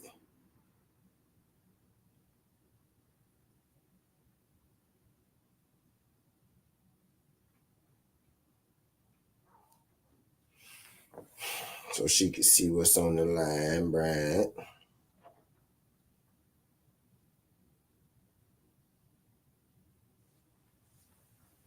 And we almost bust their ass over the head yesterday. We had one left, bro. We not actually Texas lost it for us. And that was winning too. That was winning by like 14, man. Had they black ass.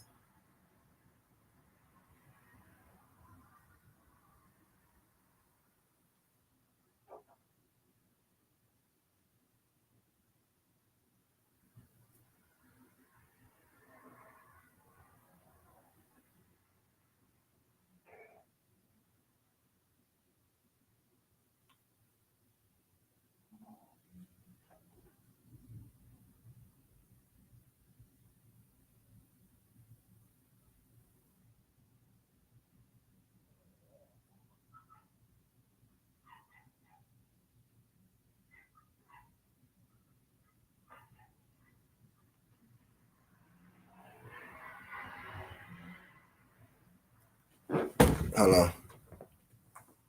I ain't watching all y'all. I was in bed getting good sleep. Which game, quickly? Oh, you talking about Texas? Yeah. Yeah, y'all had them. Y'all had them something.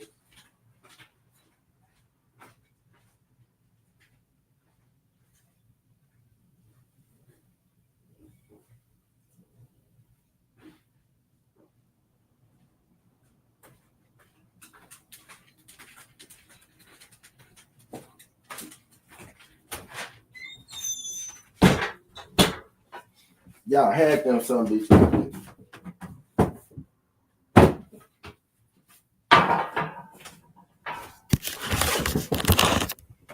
Had them quick.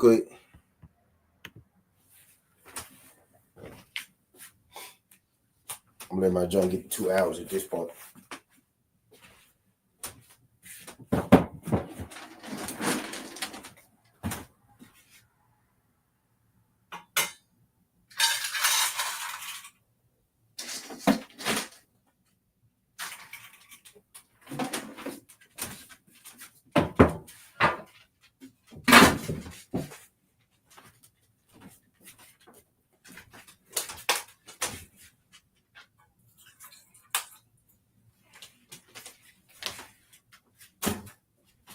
Yeah.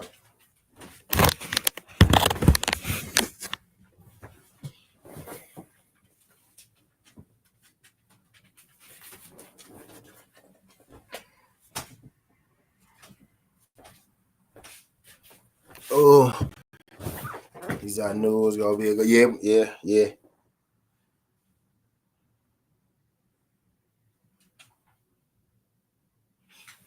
Yep. Got 4 minutes left, so I got 4 more minutes, and then I'm gonna go back live in like 15 minutes out of that. I'm gonna eat something because the game started at 11:15. So when I end this one, pretty much I'm gonna come up again.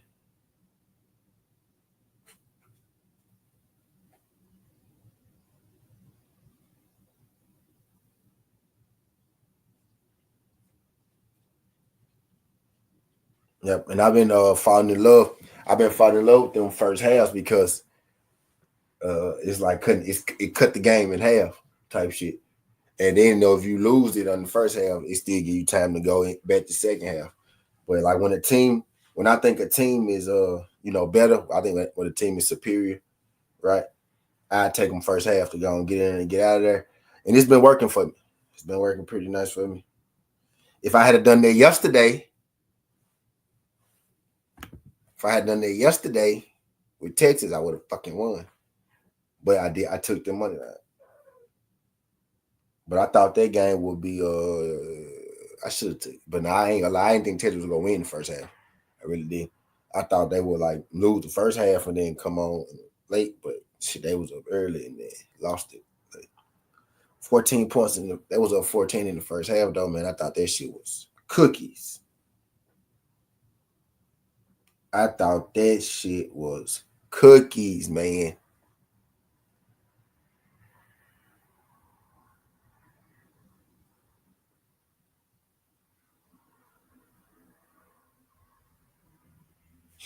Cookies.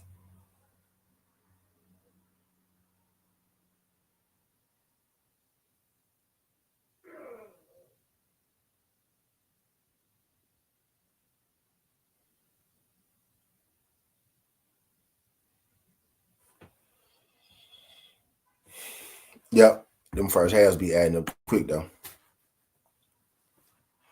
They be going back quick. Louisville Creighton being the first game is a doozy. Like that's a fucking doozy. Like Louisville Creighton being the first game, yo. That's cheating.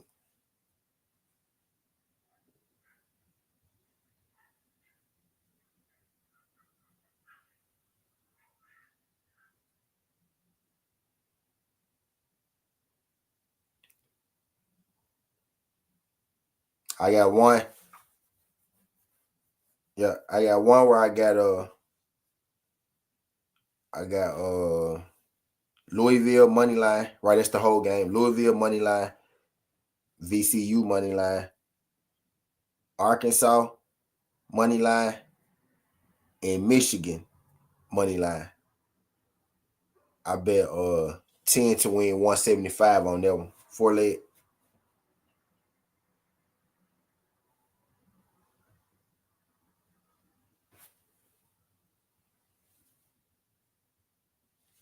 It's 162. But you know, with your money back, pay you 172.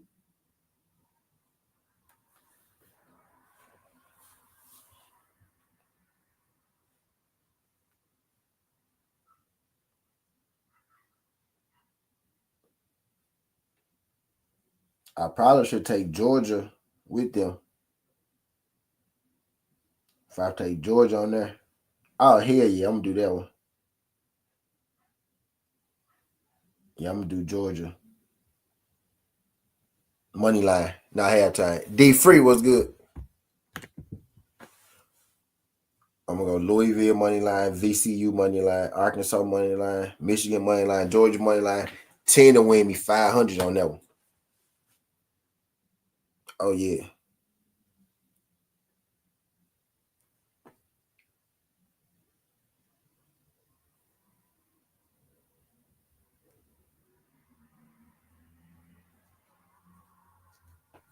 Yeah. Cause I think I'm low key, man. I'm thinking Georgia go get their ass, man. I'm thinking Georgia go get Gonzaga, man.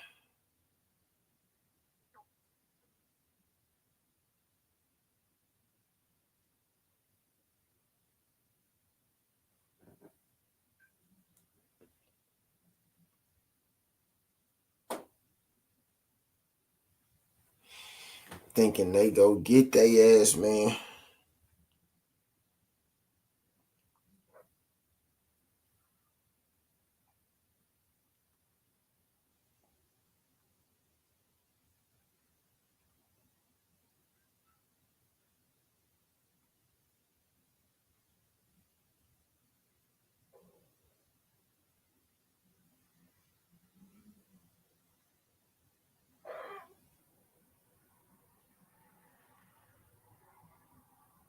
My dog will literally sit over here and starve before she eat her damn dog food.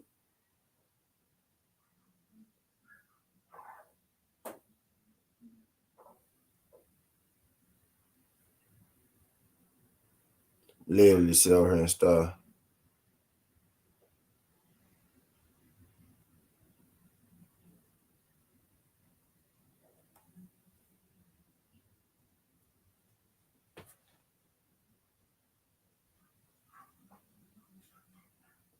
All that. Damn. I've been seen this oven quick so you see what that one look like.